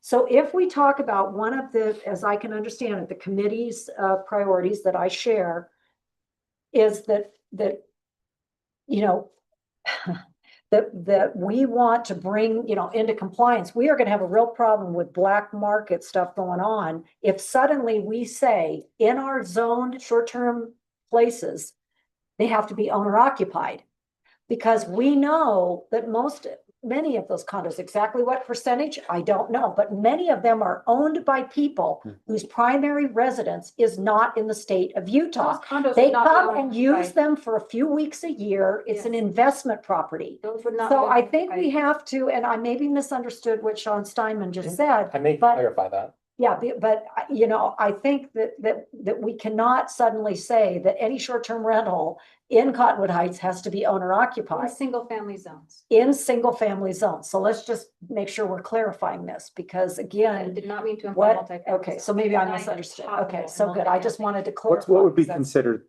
multifamily zones? RMF zoning typically, so like an RMF 35. That's what we allow now. It's what's in our code now. I'm just, because one thing that I'm gonna just throw out there, so help me through this, is if any of the people in District 1 that are renting are going to be displaced, I'm a hard no. So a couple things. We got 2 minutes and I'm gonna stop. And maybe that this. might not happen. Okay, so that we can eat before we go into our next meeting. Shane, is there any, because I really liked Sean's actually thought process, is there any issue legally to tell some of these people, you got 30 days to get into compliance and this is a 1 year, what did we call it? 1 year 1 year permit permit? and then a moratorium. That it can be taken away in a year, once the city determines, you know, the route we're gonna take, The policy. the policy. So some sort of temporary authorization. Yes. Have to think about that. Huh. That, I like thinking outside of the box. I Appreciate love the that. thought process, because then you're collecting revenue from everybody, and if they, and we're also not grandfathering them in where they can do it forever either, because I'm not comfortable with where we want to do this. And the numbers question, the yet. biggest question though, is because I know that there are other places in the law, and Shane can mention this, but once you have certain approvals, you can't just take it away. Yeah, that's. So it's gotta be done, Let's let Shane- see if it's let's let Shane legally do some possible. research and Because and I run some come back for- copyright issues and other and things. give that us was some being thought, granted. because I love the process. I love that thought would get me to where I think we're trying. A to lot of go. people have spent a lot of money taking a property and making it something that can be rentable. So I really like the idea that we Yeah. keep this in a contextual, like what is real? We can have all our idealistic ideas, but what's real? And I really appreciate from And the just from- legal mind Sorry. and the development, all the great minds at this table, that we come into this with all of our perspectives and collaboration and produce something that can be enforceable and not get us into trouble legally with property rights and other things. Yeah, and I do feel for those people that do have put money into a rental property. And I just remember though, Remember, it is legal. Their gone no matter what. It is legal that We they can can pick do them long-term rentals. That is legal today. Yes. So just, it's not something or nothing. Yeah, Thank you but you for, gotta- thank you for the discussion. We're moving a lot. We're getting places. It's going slower than I would hope, but we're still getting there. Thank you. I'm gonna do a quick review of calendars. June 18th, from 1:30 to 2:30 is our senior social here. June 26th is the district court town hall meeting. Saturday, June 28th and June 29th is the Huntwood Heights Amateur Radio Club Field Day. Hopefully we can all make it here. That helps. Friday, July 5th at 6 p.m. is the Korean delegation dinner, friendship agreement signing. Actually, sister city signing, but July 11th, 12th, 14th, 17th through 19th is the Saturday, is the play, The Lightning Thief, the Percy Jackson musical, Butler Middle. And then the Thursday, July 24th is one six Butler Days, and Saturday, August 16th is our 4th annual autism barbecue at City Hall. That is a been a great success. We don't have anything to discuss in a closed meeting, so we're taking entertain a motion to adjourn our work session and be back in our business meeting in 10 minutes. I'll make the motion to adjourn our work session.